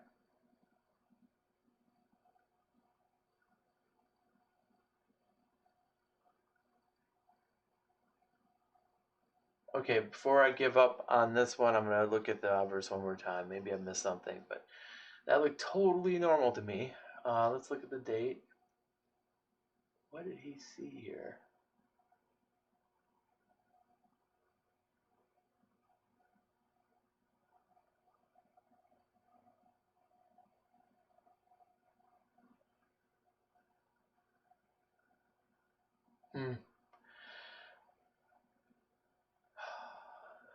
Abe looks normal. Nothing. Eye looks right. Ear looks right. No cracked skull. Nothing. I mean, this. Well, he stumped me on that. He stumped me on that. Okay, okay. We got nickels. Oh man, it's already noon. Let's go back to the scene. Should we keep going?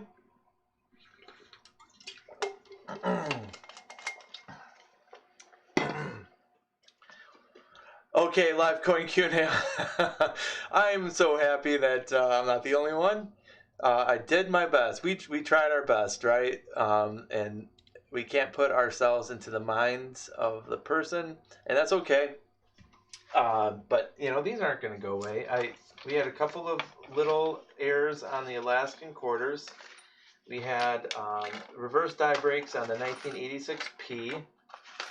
We had let's see, die chips at Harper's Ferry, and what else? Oh, and a DDR044 on the Wyoming quarter, which is by far my favorite of this whole little bag. Where is it? Right there. So I'm really excited about that one. Cool. And you know, this was a giveaway. So hey, I'm not crying and I'm not complaining.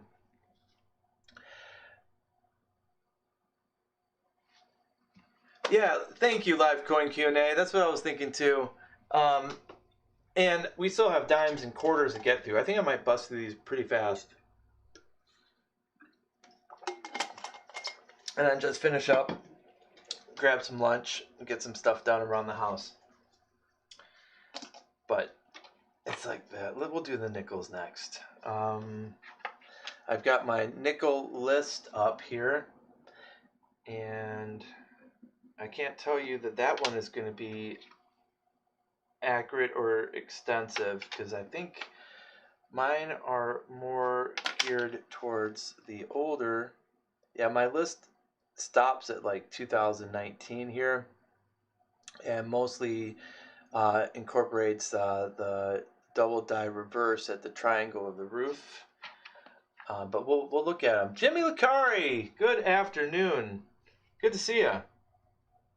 We are going through some potential error coins that were given to me by John Jacobs as a giveaway, and we're just kind of confirming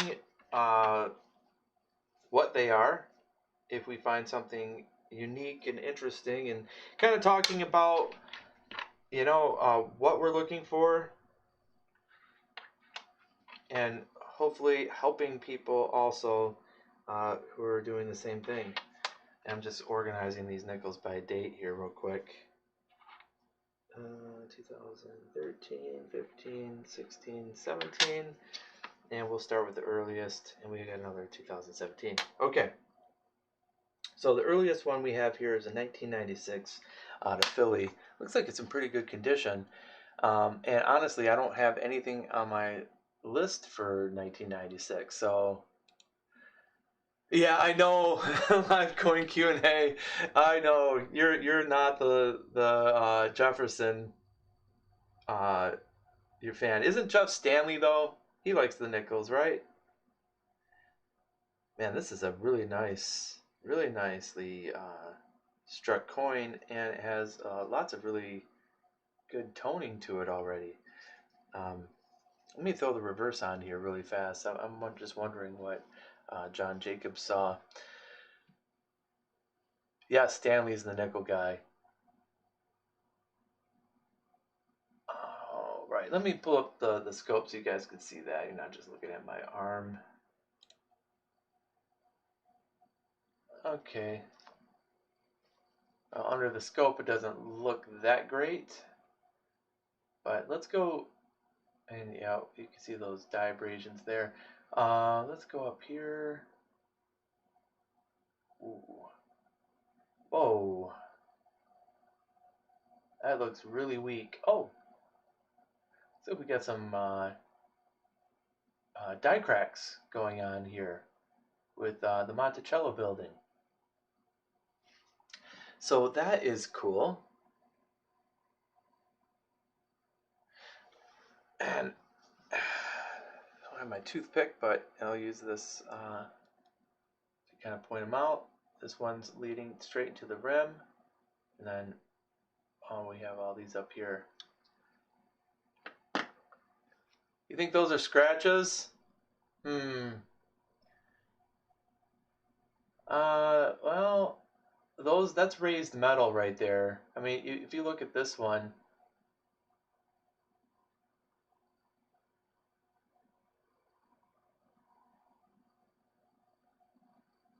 okay, you see it? Yeah.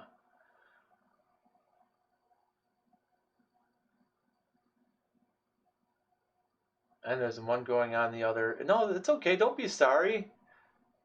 Live coin Q&A.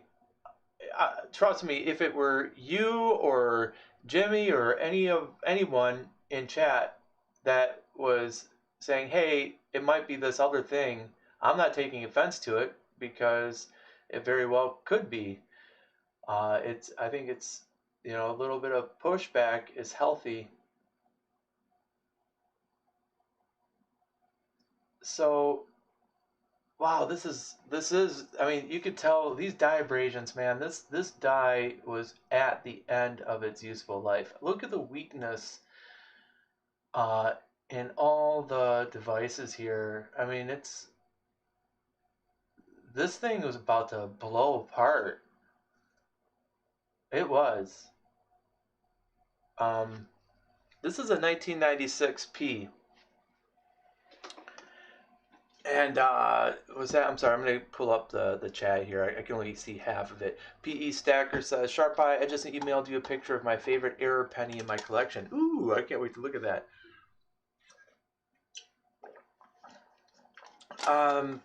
Live Coin Q&A says, "Rim to rim die crack might be listed on Cuds on Coins." Hi ho Silver. 2 cups of coffee and about 8 chocolate chip cookies. It was awesome.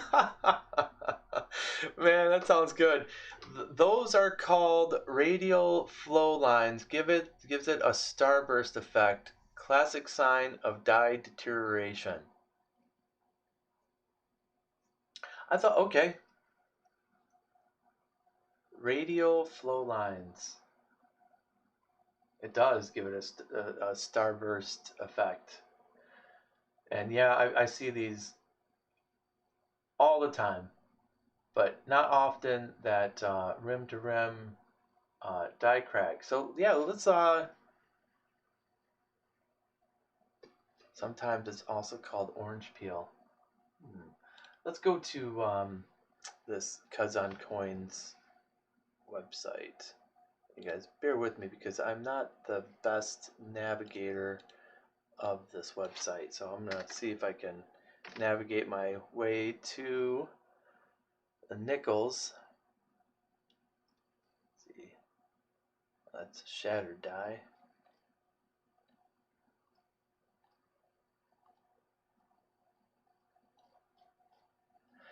Man, can you imagine finding this dime? That would be awesome. Okay, how are we going to navigate this? Spike heads.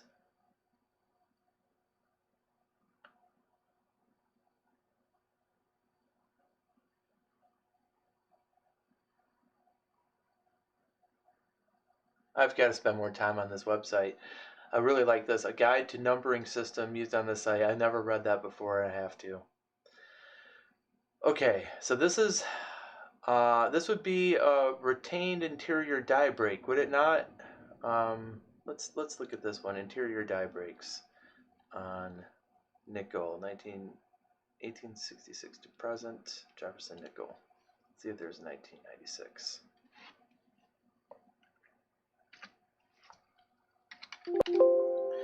No 1996 comes up.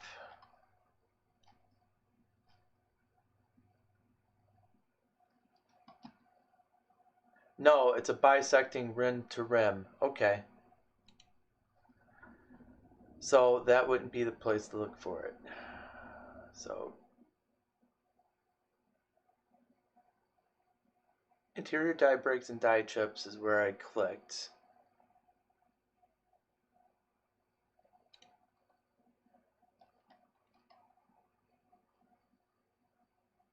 And nothing on the nickel.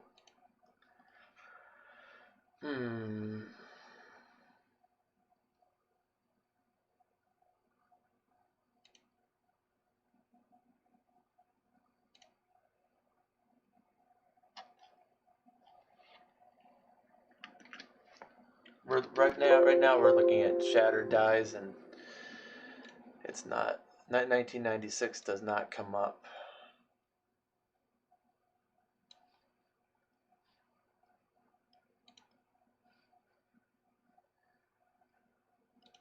LiveCoin Q&A says this one is not listed. Oh, okay, rim to rim. That's what I should be looking for. How come I don't see it on there? So I'll just follow your link. Rim to rim die cracks on US coins. Where was that on the menu? Like I said, I got to get better at navigating this thing. All right, so we'll look for 1998.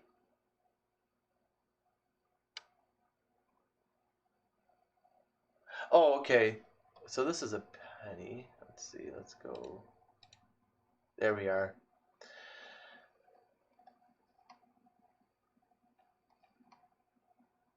Yes, it's really similar.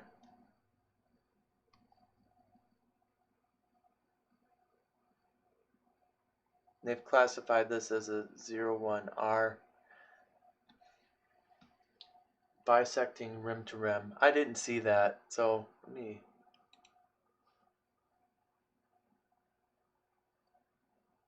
Oh, there it is. Thank you. Thank you, LiveCoin Q&A. I think I will, because that way someone else who is looking at this will be able to go to the website and have an example of it. So let's actually let's not put it in a flip. Let's in that kind of flip. Put it in a different kind of flip. One of these plastic ones. And we'll write a little note on it explaining what it is.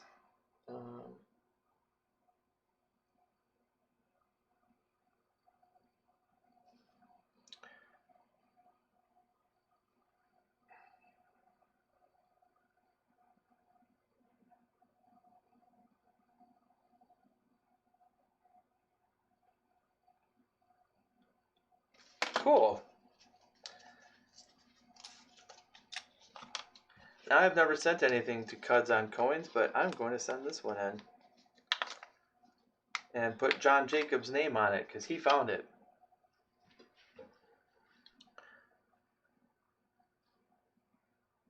Awesome. Okay. 1998 P. It's got some damage on it. Oh, let's pull up the scope.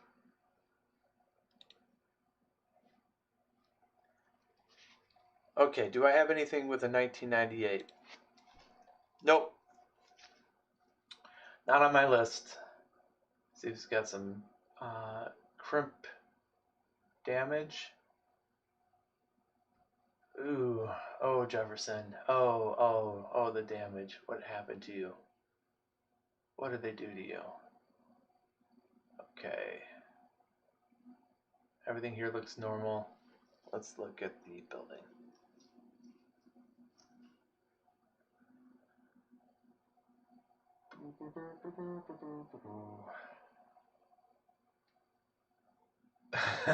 Right? Ouch. Poor guy. All right. What is going on here? I just see damage all over this coin. Damage. Lots of nicks, lots of scratches. That's all I see. and it's the ring of death. So typically when I see a coin that is this damaged, I don't even want to look at it that closely, because if I found something amazing, I know because of the condition, it's not going to make me feel happy. Let's just put it that way. I feel very sad. I feel like bad that Jefferson went through such treatment, and it's been damaged. Even the building's been damaged. There's nothing really great about that one. 2011, though. Let's try 2011. Out of Denver. I don't have anything on my list for this. I can tell you that mint mark just got a ding on it, so that's not unusual. Whoa. All right. Damage. Dings.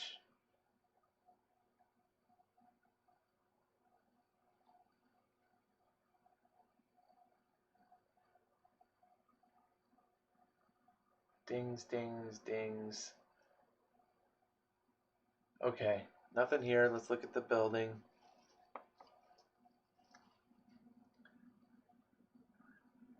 Let's see. Start at the bottom. I usually go around.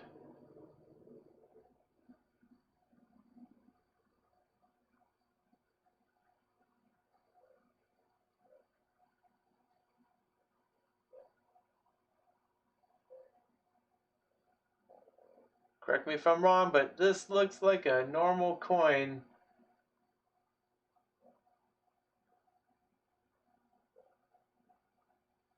Or damage on the letters of America.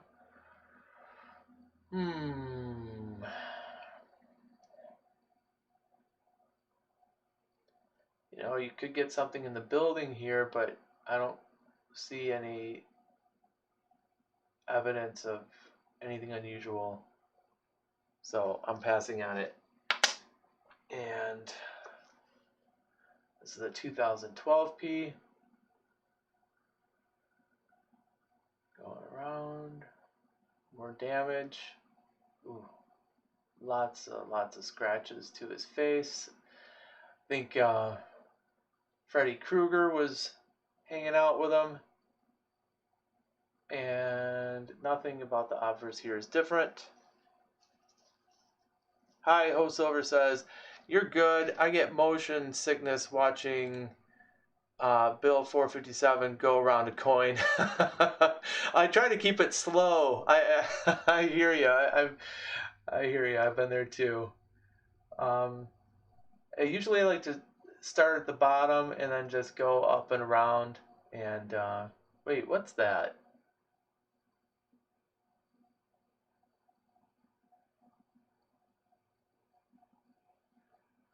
That's not supposed to be there. Or maybe it is. Hold on. I have to check.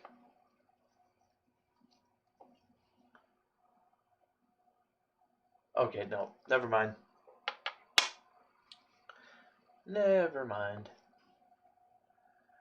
Oh, scratch right through the building.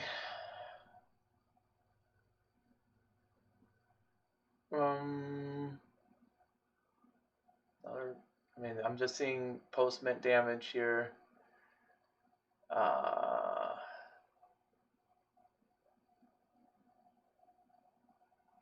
looks.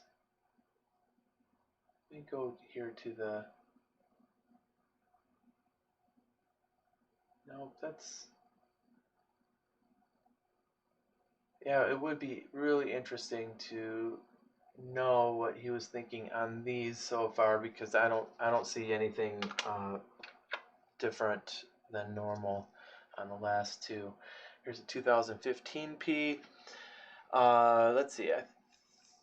Do I have anything on my list to look out for? Yeah. Okay. BDR at the triangle of the roof or the central door. So we'll be looking at that on the reverse. But let's just do a quick around the world. Normal hair, normal ear. We can just say, okay, normal scratches on his face. Cut himself shaving again.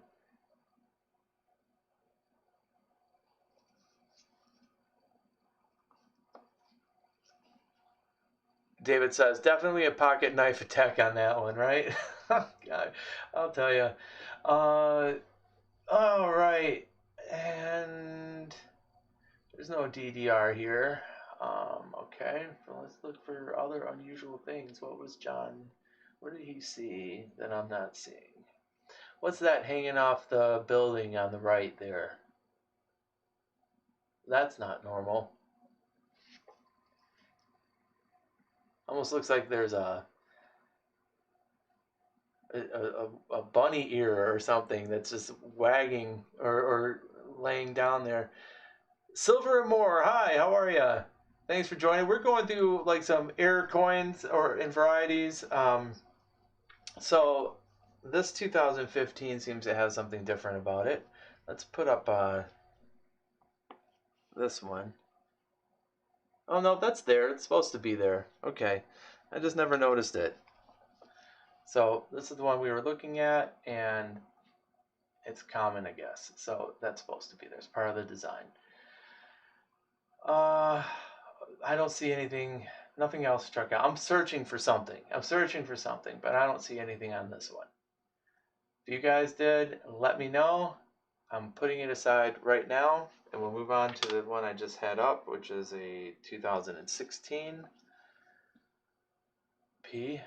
That is just damage there on the date.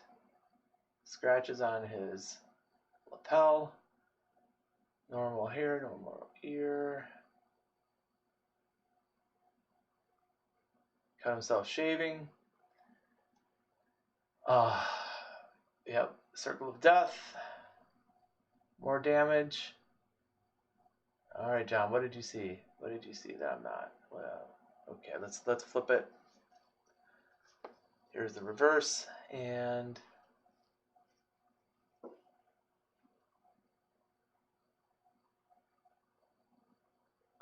seeing more damage, cuts, scratches. 2016P also, quite often features some doubling of that triangle of on the roof there and the door, but it's not here. It's not on this one. So I think I'm stumped again.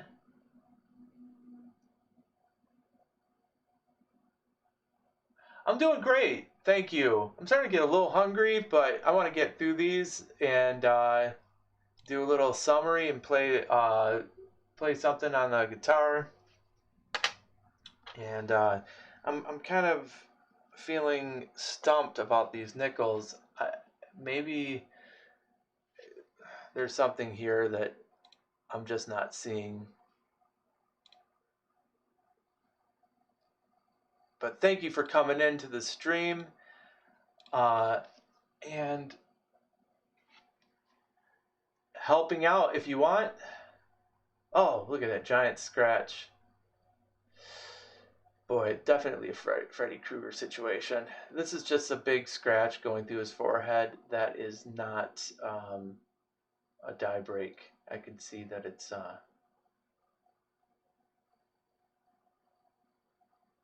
incuse, I guess you could say. It's just a scratch.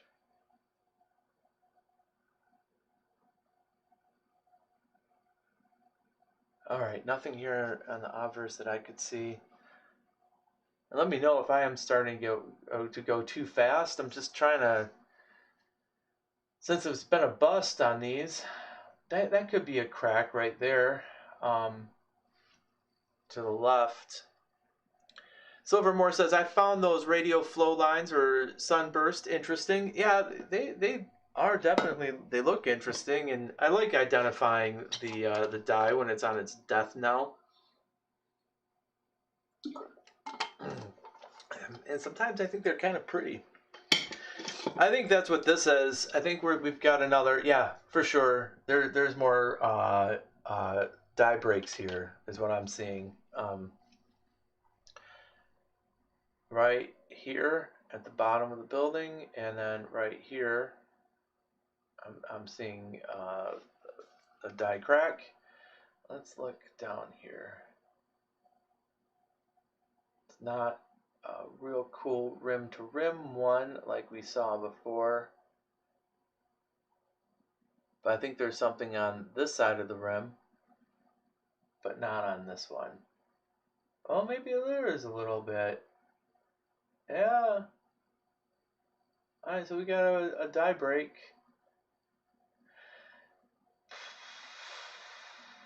Honestly, I'm a little on the fence about whether or not that one is dramatic enough for me to save.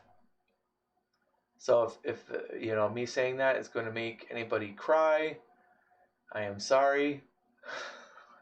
Carrie Baxter, how are you? Thanks for popping in. We're going through some potential error coins and varieties that I won. And okay, that's a scratch. Just kind of figuring out what they are. And okay, 2017. I don't have anything written down on my list for the 2017, but hey, lurk away. That's cool. Thank you for ooh, look at that. Now that is cool. That looks like a die chip. 2 die chips, 3 die chips, maybe 4. If you look at cents there. This is going to be cool. All right, this is cool. All right. So, Silvermore says, I have a penny just like that where there is no date. Very cool. All right, so we've got at the E and 5. Looks like there's the die started to chip away there. The C, the bottom of this E. I really like the bottom of this N. That is not part of the normal design. And you can see a little bit, but it's worn at the S. So this one I like a lot because it's unique. And let's just go around and see if there's anything else that may have been impacted by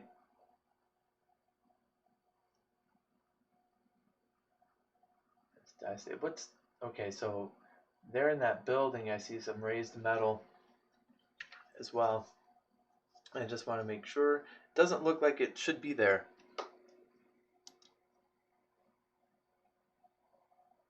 Nope, it shouldn't. So, wait, hold on. What did I just see on this one? We may have missed a couple of things. Oh no, that was that die break that I didn't think was very dramatic. Okay, so we've got another die chip here in this door, I believe. And we're going to go around and look at the rest and then come up and we'll check that window, the triangle, and the doorway. And Live Coin Q&A says, sharp eye for coins, check that one in the doorway. Oh, okay, yeah, absolutely. Yeah, I can see the doorway right now. I don't see, or the center doorway, I don't see anything, but I did see a chip in that far left door.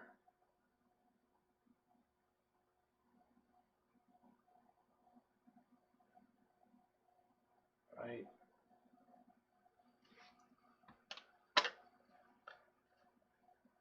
Right there.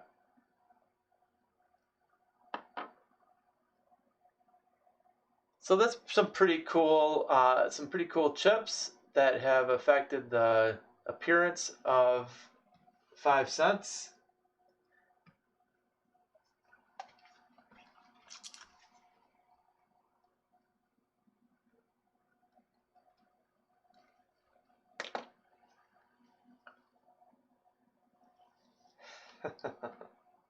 Cool.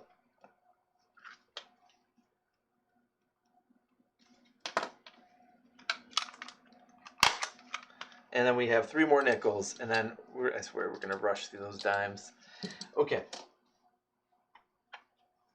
This one is a 2018 P. This one also known for, you know, some doubling on the reverse at the triangle of the roof and the center doorway.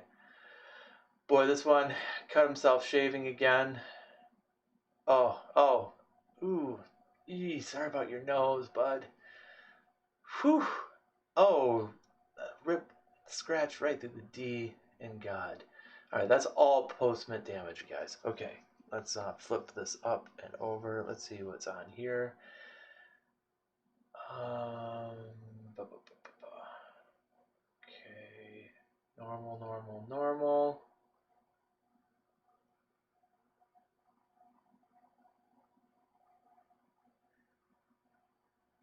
So far, everything on this one looks 100% normal. Okay, there's like a little, I think a little chip there on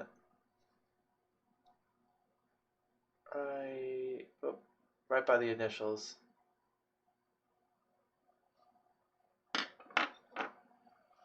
But considering the amount of damage that's on this coin, I don't know. I'm just going to probably put it back in the envelope and not a flip. It's cool, but can't get past, the giant broken nose. Here's another 2018.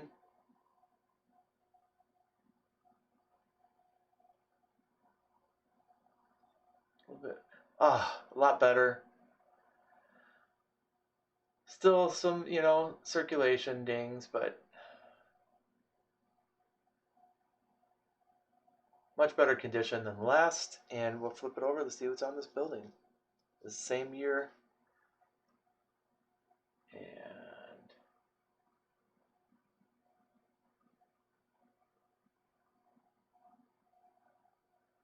okay, whoa, there's something there.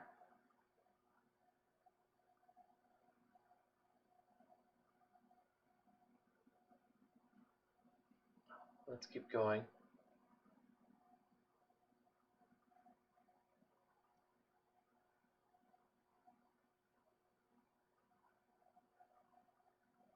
In the same spot, there's another little chip.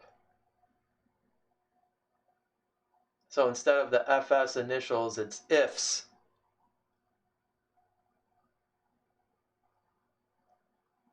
I think that is why he picked this one out and the other one.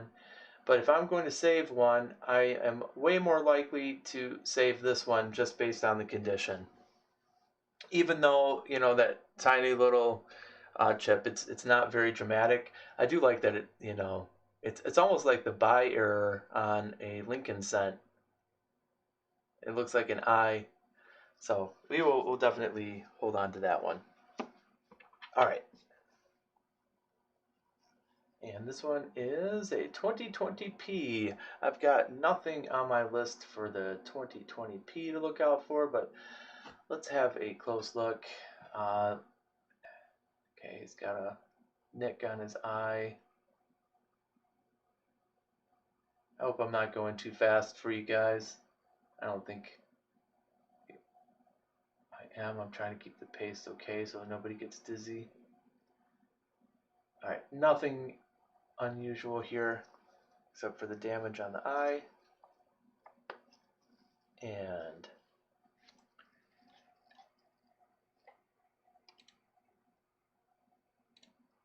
let's come back and go around here. I think another little die chip or die break there in the building.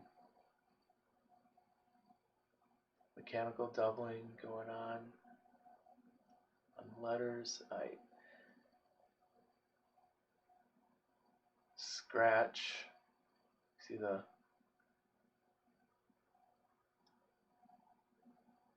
starburst effect going on.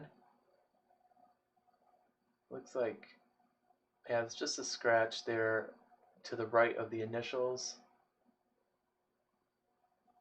Maybe a tiny little chip in the O of Monticello.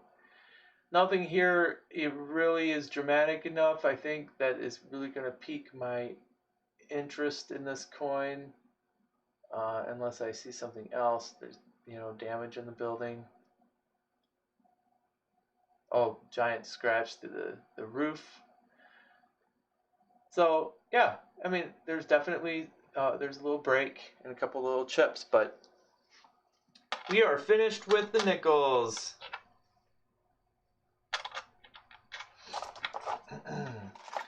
And dimes. Rosy dimes. Boy, I haven't looked at these in so long. I don't even think there's a huge list. Is there? Let me see. Look at my dime list. No, honestly, from 1946 to 2019, I've got 29 rows, 28 rows. So let's see, you know, and those are for, you know, errors and varieties, but let's see what he's got here. Let's see what he saw. And maybe he could teach me something, and maybe we can discover something cool. Let's see, we got 2020p, 2014, 2019.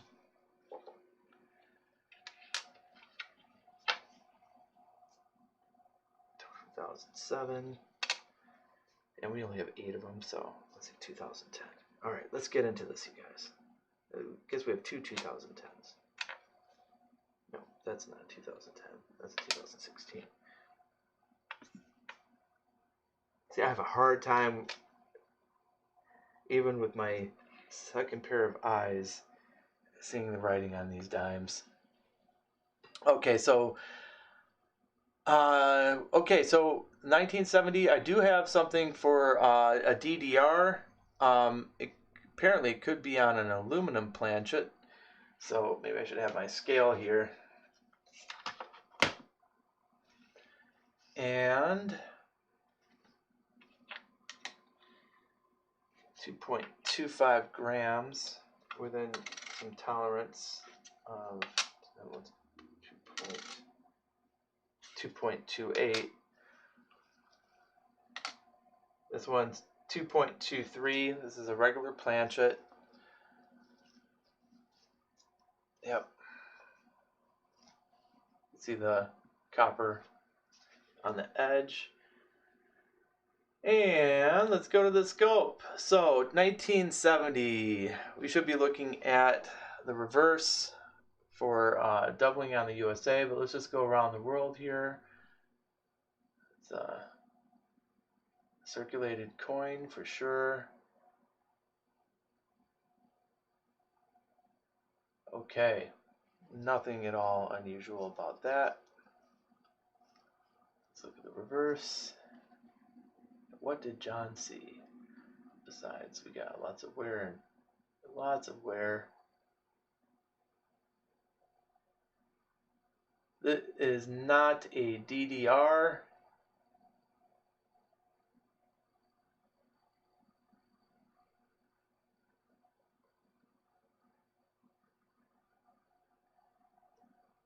And we'll go up through the center.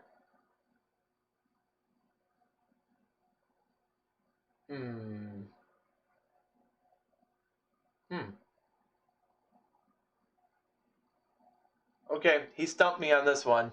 Totally, I believe that's a normal average coin. We're going to go to the 2010. I've got nothing on my list for, I'm sorry, 2007. Nothing on my list for 2007. Okay, live coin Q&A says that is a RDV002. Okay, tell me, what did I miss? RDV002. What did I miss?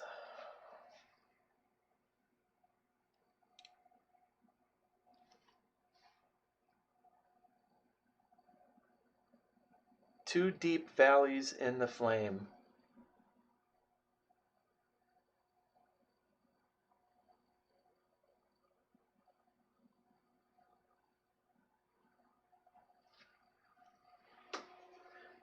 Okay, let's pull this up. So what Paula was able to find that I wasn't is that this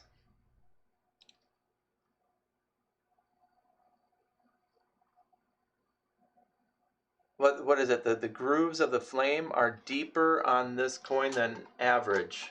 Is that it?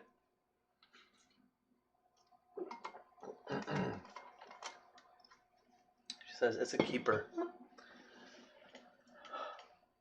Okay. Thank you for teaching me that. I had no idea. So let me put that on my list as well, because torch.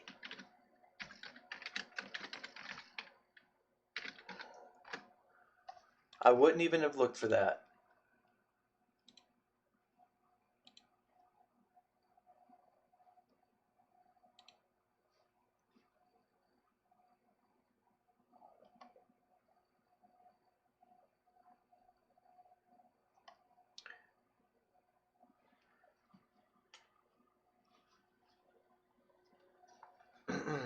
Paul says it's a design variety, proof style reverse.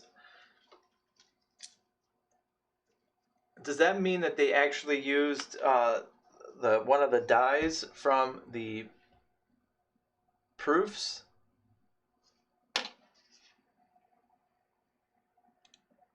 Hey, Plumber Stacker, how's it going?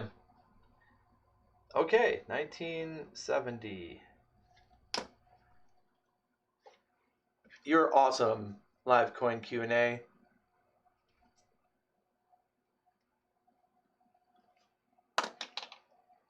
Very cool.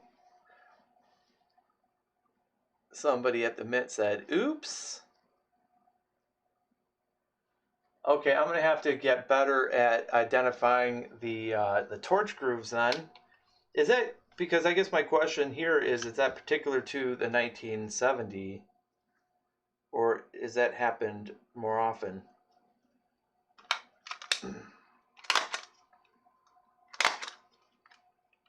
Thanks, John Jacobs.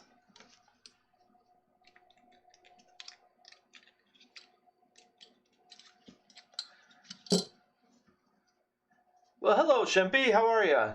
Thanks for joining in. Plumber Stacker, Shempy, everybody who's still on. We're almost through getting through this batch of coins that I won from John Jacobs that have potential errors and varieties. Some we weren't able to figure out what he saw, but we've got some other really cool things that we'll summarize before we finish up. Here, let me make sure that this gets over here. All right, 2014 P. Let's get back to, okay, live coin Q&A says that's happened in 1969, 70, and 70D. Let me update my error list with those years as well, because you know my memory isn't what it used to be. 1969. That's 1969P, and that's going to be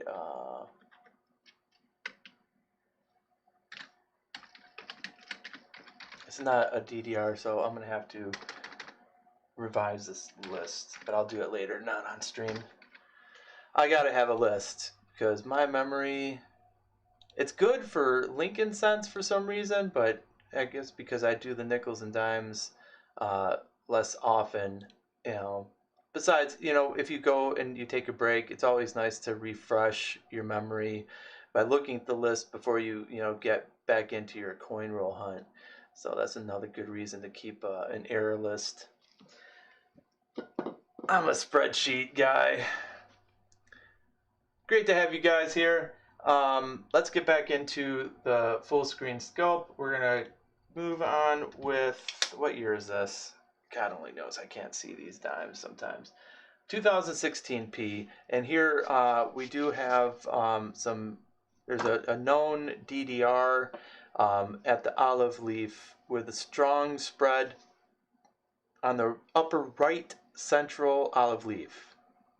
in the lower right leaf cluster. Okay. Whew. But that may not be what he found. He may have found something else. So let's go around the world. I see mechanical doubling in letters. I see damage in the hair. Everything else on this obverse seems normal to me.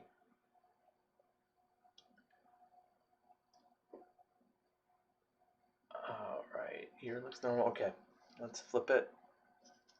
And this is where most of the excitement is. Clearly defined lines on the fasces, or is it facies? I think it's fasces.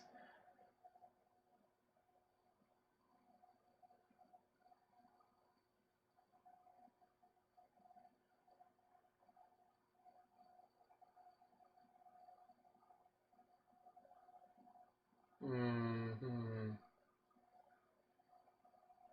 Okay.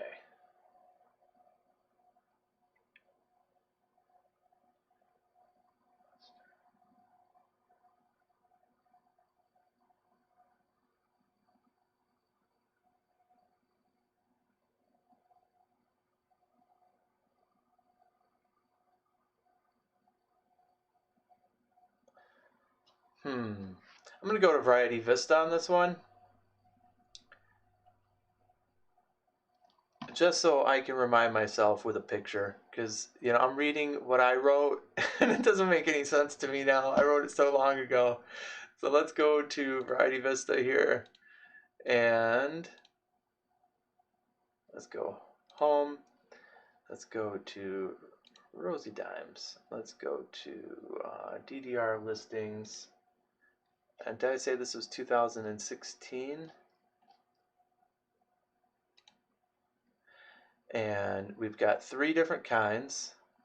I think that's it. Okay.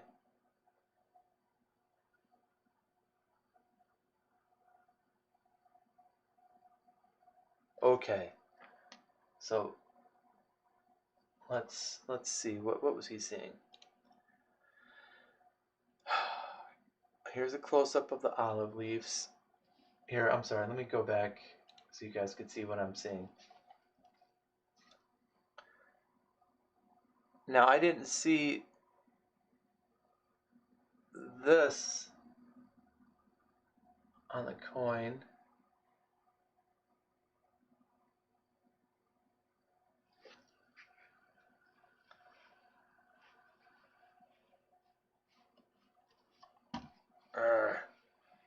Come on, mouse. Okay. Die chip on the flame. Let's go back to the scope here real quick.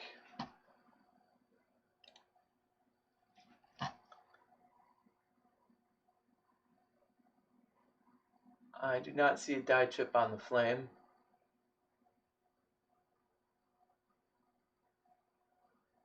And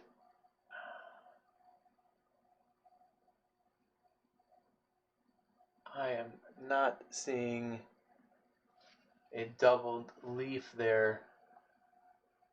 I see something right here, but it's not the same as what I'm looking at on Variety Vista. Like right up here, when the light hits it, you can see that. But I think that's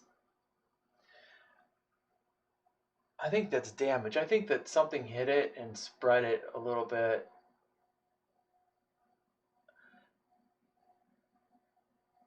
And besides, that's to the north of the leaf, and all of the DDRs that I see on Variety Vista are south of the leaf.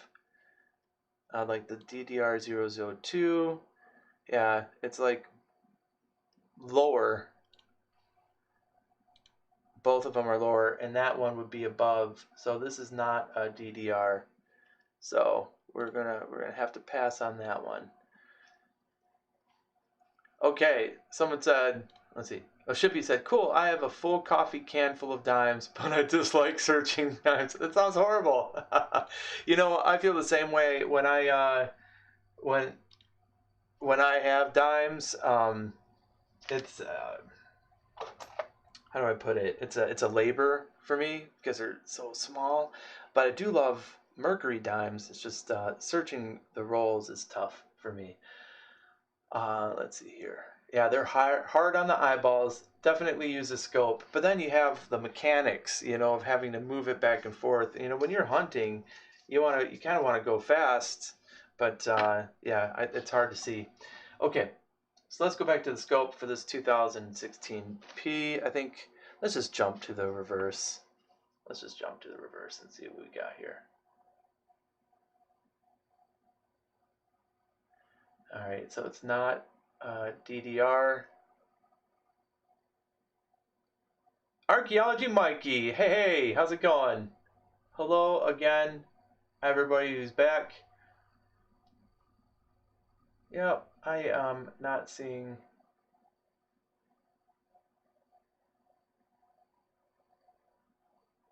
I didn't see the DDR on this one either. Nice condition coin, but that's what I would be looking for. Let's see. I didn't see any breaks or anything like that. So let's just see what he saw. Let's try to figure it out. He cut himself shaving. Sorry, Mr. President.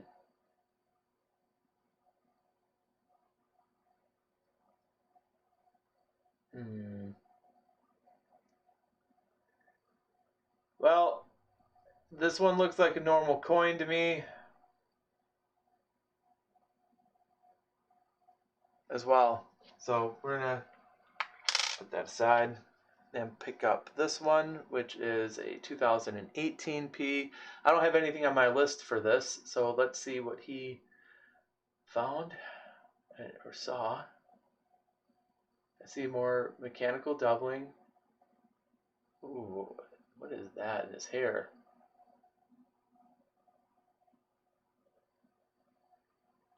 Dirt, smudge, gunk, or is that a chip? Sometimes you just gotta pop it off the scope and look at it on your loop.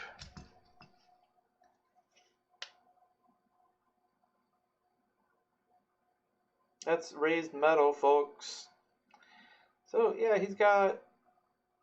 there's a little dye chip on his in his hair, and it got some dirt kind of lodged around it. So that is what that is. We'll put it on the scope so you can see. It's a little dye chip, kind of looks like a bug in his hair. It's cute.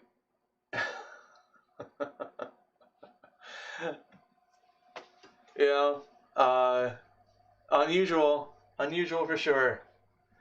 You don't see those a lot. Let me catch up on chat here. See, our Archaeology Mikey probably had grilled cheeseburgers for breakfast. I've got to eat something. I haven't eaten at all today. Hello, Dad. Scrambled eggs and sausage. Thanks for making me hungry. Sorry, not cut dye chips. Yeah, absolutely. That's definitely a. Who loves hunting dimes? Archaeology Mikey. Very cool. I wouldn't say I hate it. It's just more difficult because they're so small. That's all. Okay. So, should I keep it, you guys? Should I keep the bug in the hair? It is unusual. It's a very small chip, though. I'm thinking about it. Let's go back to the full screen scope. Archaeology loves making streamers hungry. Thanks. It's kind of evil, but I hear ya. It's my fault anyway. I had to fast this morning just to get my blood ketones up. And I didn't expect to be streaming until 1. And I started at like a little after 10, and I figured I'd be done by noon. But it took me a little bit longer to figure out what John was thinking on some of these coins. And Raven Hot Coin says, I got an error dime that's newer. It has a line down his cheek like Scarface. It's not in front of me, can't remember the year. Yeah, well, be careful. Be careful of calling it an error. As long as well, you can. I mean, just eliminate the the possibility of it being a scratch, um, which are frequent on these coins. These dimes actually end up with fewer damage, fewer numbers. I think they're really damaged because they're so small, but it could still happen. Um, but it's very possible you got a die crack going through the cheek. That would be really cool. Archaeology Mikey says, I found 6 rosy dimes in one roll with an ender. That's what I'm talking about. That's awesome. Fat these days because if quarantine. Oh, I'm always hungry. Yeah. I think we all packed on a few pounds. Yeah, absolutely. Show it sometime or email me. I can't wait to take a look at. I think P.E. Stacker sent me an email too with something that he's got. Okay, so there's damage on this mint mark 2019. I see some. Oh, I see lots of damage. Oh, that's the circle of ring of death there.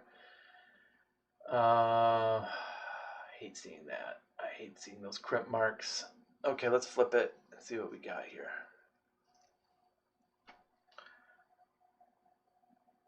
Live coin Q&A says Ravenhawk coins 2020 dimes have that and is normal for the design. Same with 2019 D.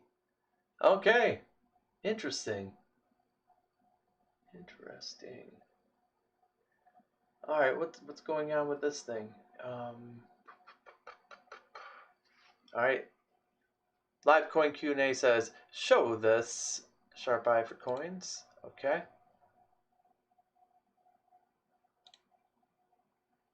Let's show it. What do we got here? 2019 D Rosy Dime, regular strike, and come on, mouse pointer, over here. There we go. Is it that?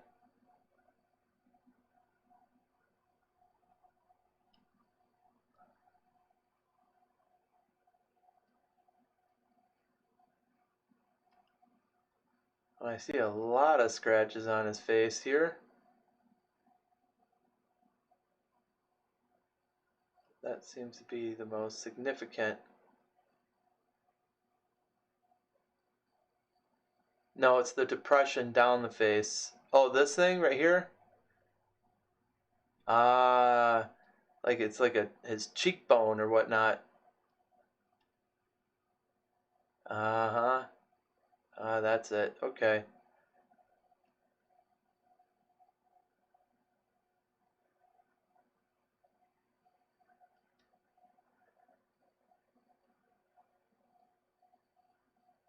Thank you for sharing that. All right. That is so cool. And Ravenhawk said, well, that would be a bummer. Glad I didn't pay for it. Me too. Shippy says, new here.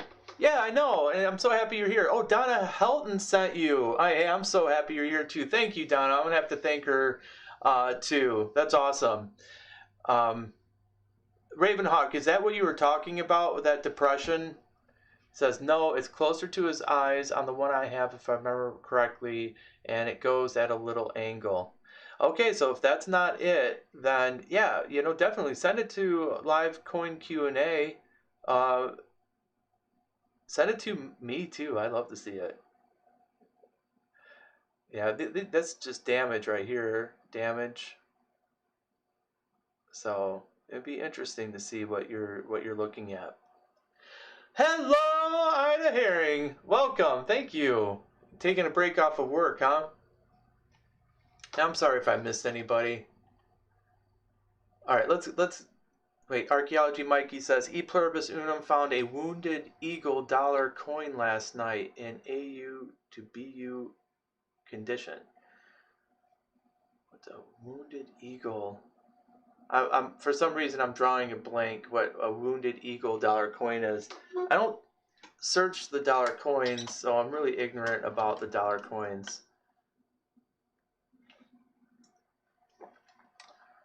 I'm not sure what the wounded eagle one is.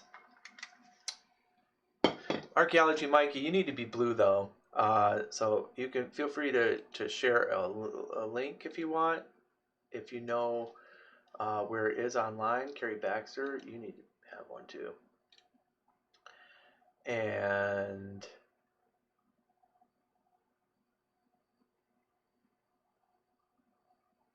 on a sec, Ouija, it's a die break through the eagle. Okay.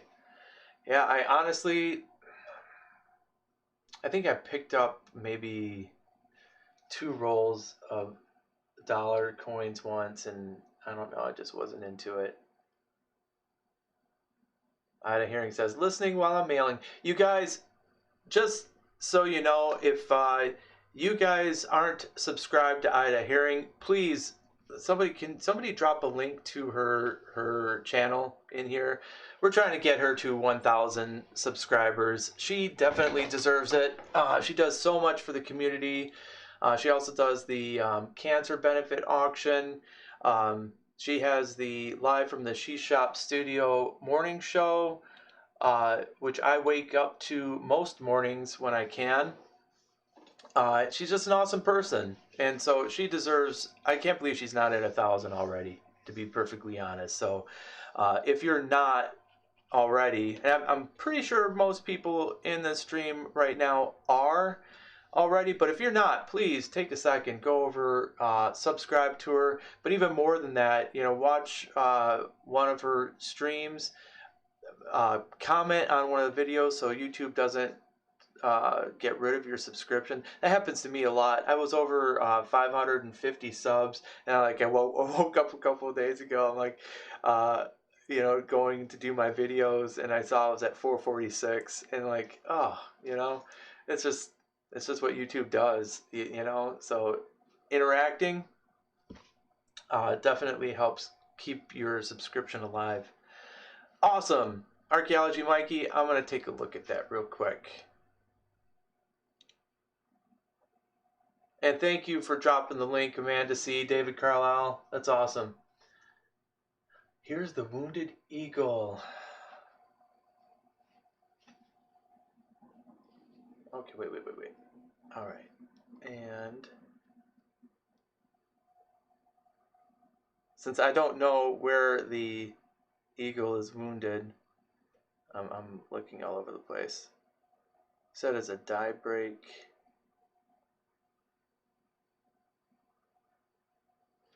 Tell me where to look.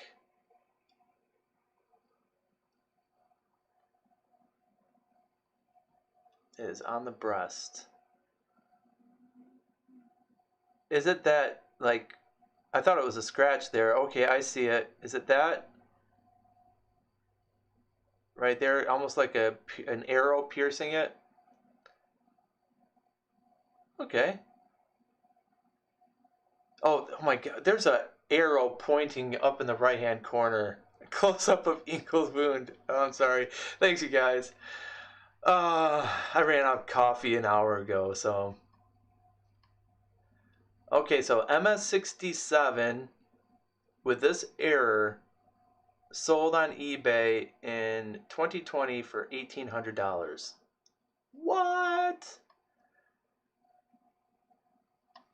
All right, so maybe I need to start getting some of these dollar coins. Is that what I'm supposed to take out of this? I need to start picking up some rolls and looking for this. Okay. Okay, I got it.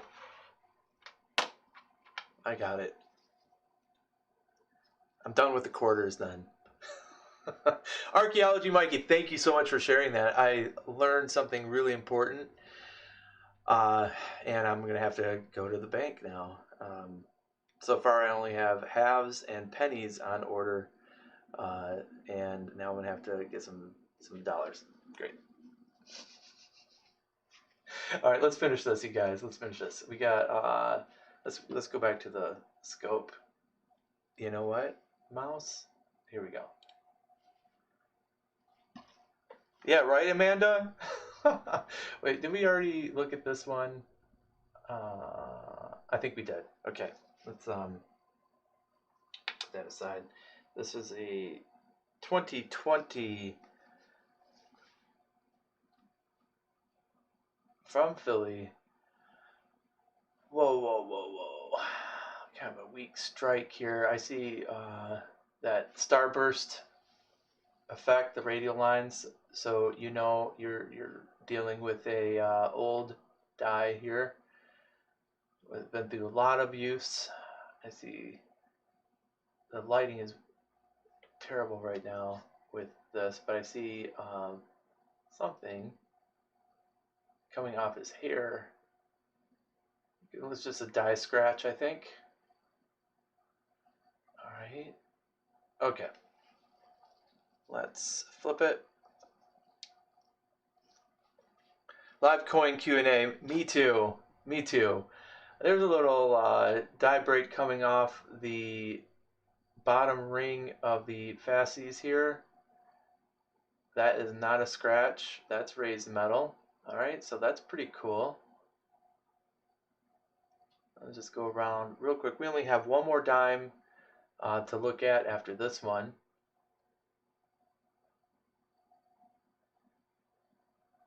Lots of die deterioration doubling happening with this. Just some scratches. So I think that's the big thing with this one is this this die crack here. It's kind of going through the bottom of the fasces there.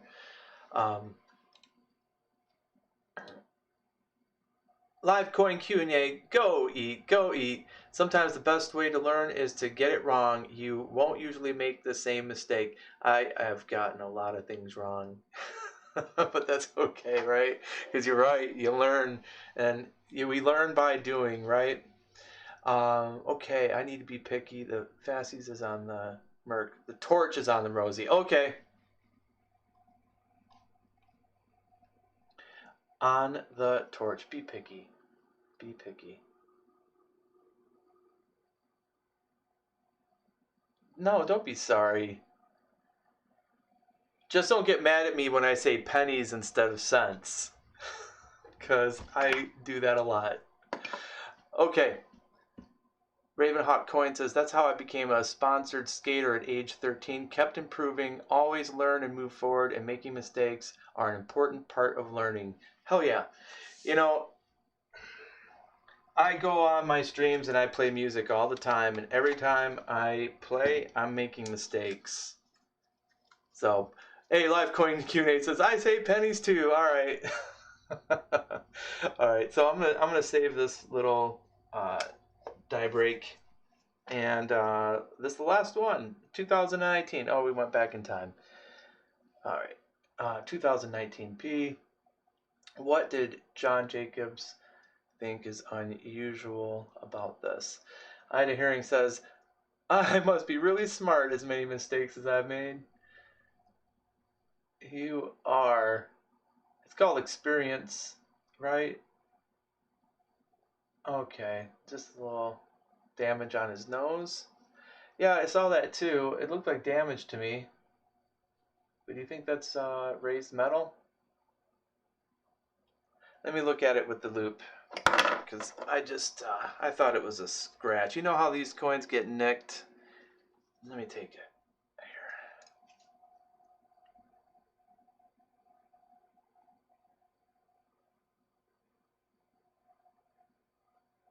Oh, you know what? That is raised metal. That is raised metal. So he's got a little die chip boogie on his nose.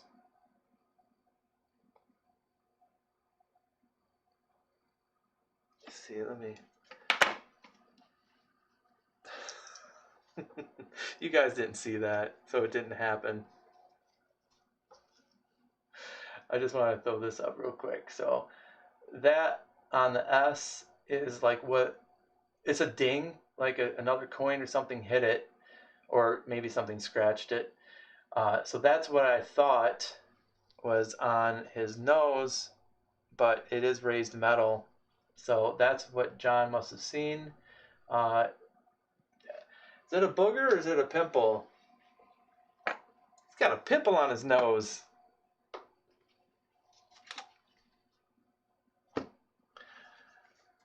Well, I mean, technically, I could get mad that you called it a Merc dime because it's a winged Liberty head dime, and it's not based on the Roman god Mercury at all. But I didn't say anything. I'm just messing. I'm just totally messing around. Okay, so hey, it's a little die chip.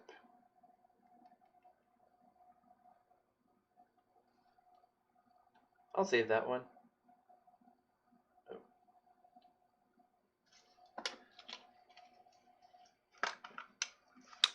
It's unusual.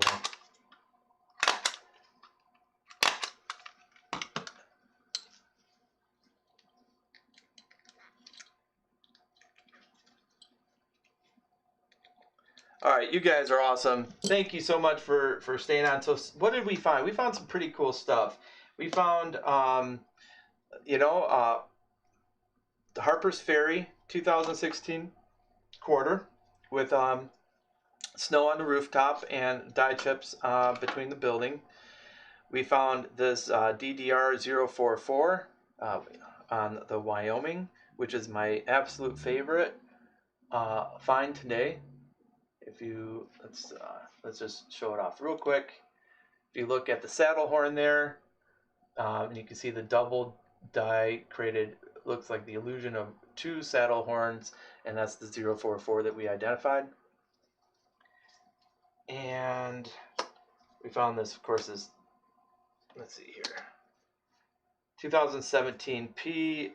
We've got reverse die chips. We found this is a cool one we're going to send in to Cuds on Coins, a 1996 Jefferson nickel that has basically a rim-to-rim die break, and they don't have it classified on their website. So we're going to send this in to them. And I don't know if they give credit, but we're going to make sure that John Jacobs gets the credit for finding this. Hey, thank you for hanging out, Carrie. Thank you, everyone, for hanging out and teaching and learning from each other. This is awesome. And don't forget that tonight live coin Q&A is going to be on. So if you do have any questions about your coins, send it over to them. It's livecoinqa@gmail.com. They also have a Facebook group. Feel free to post links to your own channel in chat. That way, our community can get to know each other. Ida Herring, trying to get her to 1,000. There's going to be some great giveaways too. If she gets to 1,000, I know Big Red Bullion. Here, you guys are looking at the scope. I'm so sorry. Big Red Bullion is going to be giving away a TIE Fighter that he made, which I really want. I want it so badly. I just can't afford it. It's way too rich for me. So yeah, please help out and get Ida to 1,000. We also found this 1970 P RDV002 that has the deep grooves on the torch, which is part of the proof die that they used to make this coin by accident. And we've got some other cool coins with die breaks. So hey, you know what? For winning a GAW, I'm extremely happy.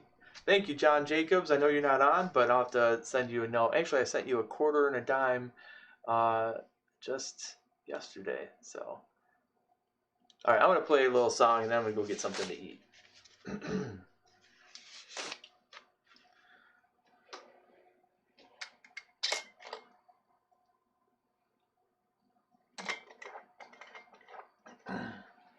Thank everybody. Thank you so much for hanging out. Let's see. I'm going to play. I've been practicing this song by the Revivalists. So I'll just probably practice that thing. Oh, U2. Oh, we can play U2, I think.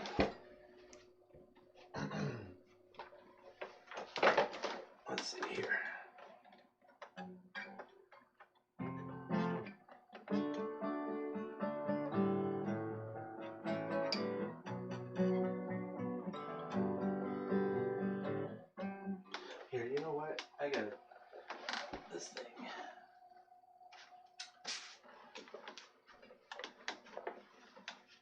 It has been a long time since I played U2.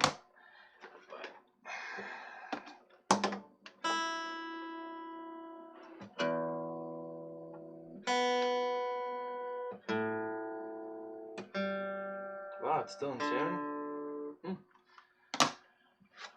All right, I should really back away. Let's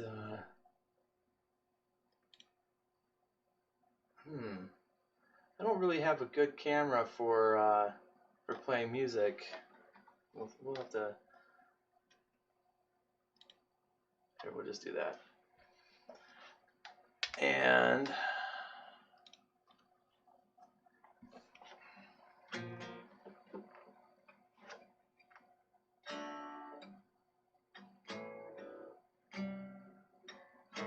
we'll just do open chords.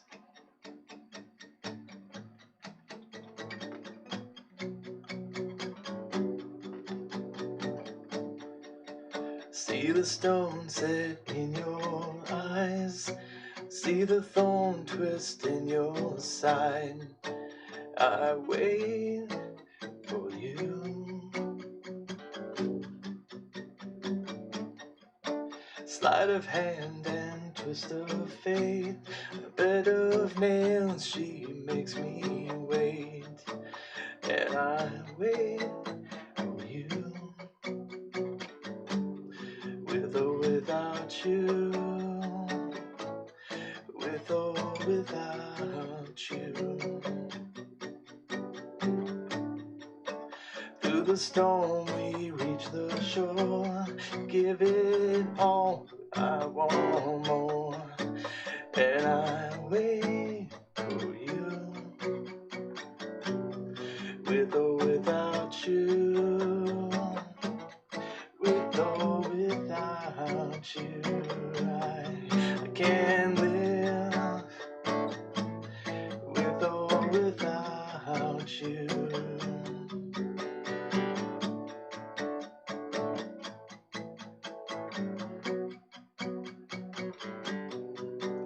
You give yourself away, and you give yourself away, and you give yourself away, with or without you, with or without you, I can't live with or without you.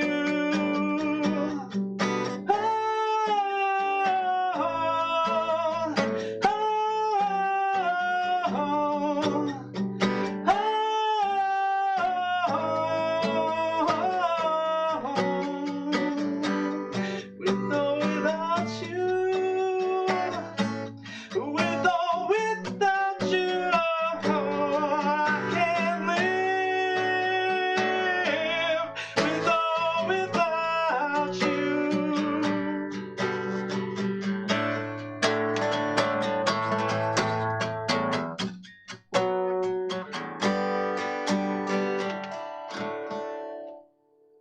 Well, it's been a while since I played that song.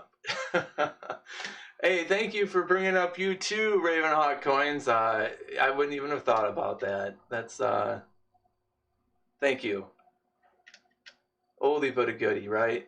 Well, I don't know about that, Ida Hearing. I don't know about that. Yeah, I just throw it out there and we see. And I know the microphone. It's a webcam mic, but every time I try to get my Pro Tools rig back up and running, it crashes my computer. I get the blue screen of death, and I gotta redo everything. So, it's not great. I might need a new computer. Thanks, Larry Powell II. Appreciate that. Carrie Baxter. Thank you. You guys are so generous. Here, we'll here's a sign on that. We'll do. How about some Cyndi Lauper? Since we're on the oldies.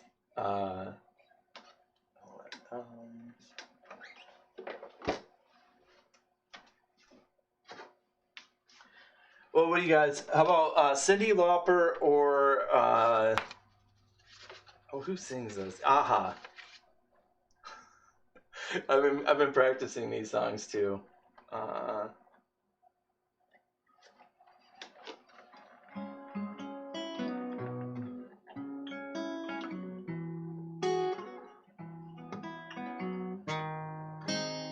Yeah, we'll do aha.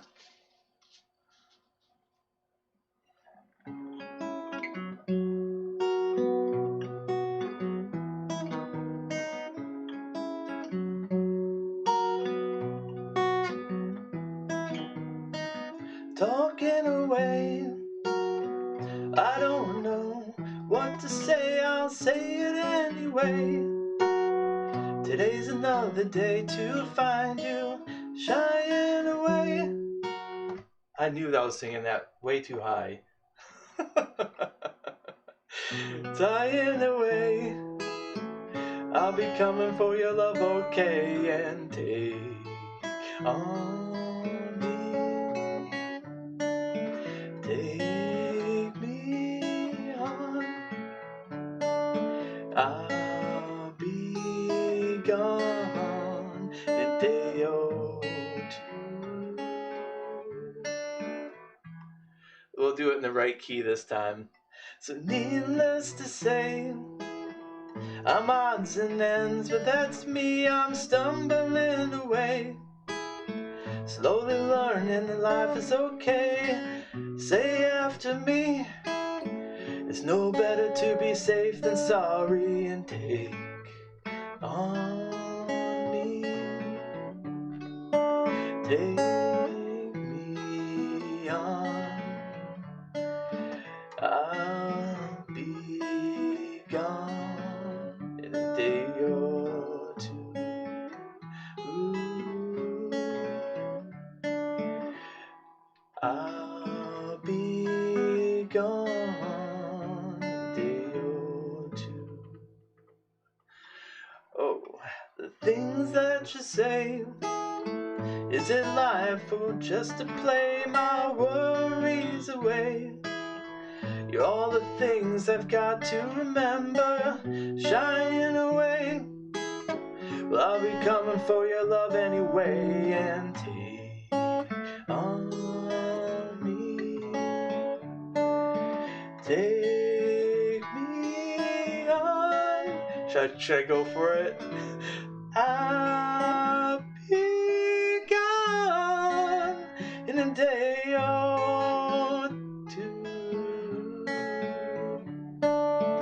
I'll be gone in a day or two.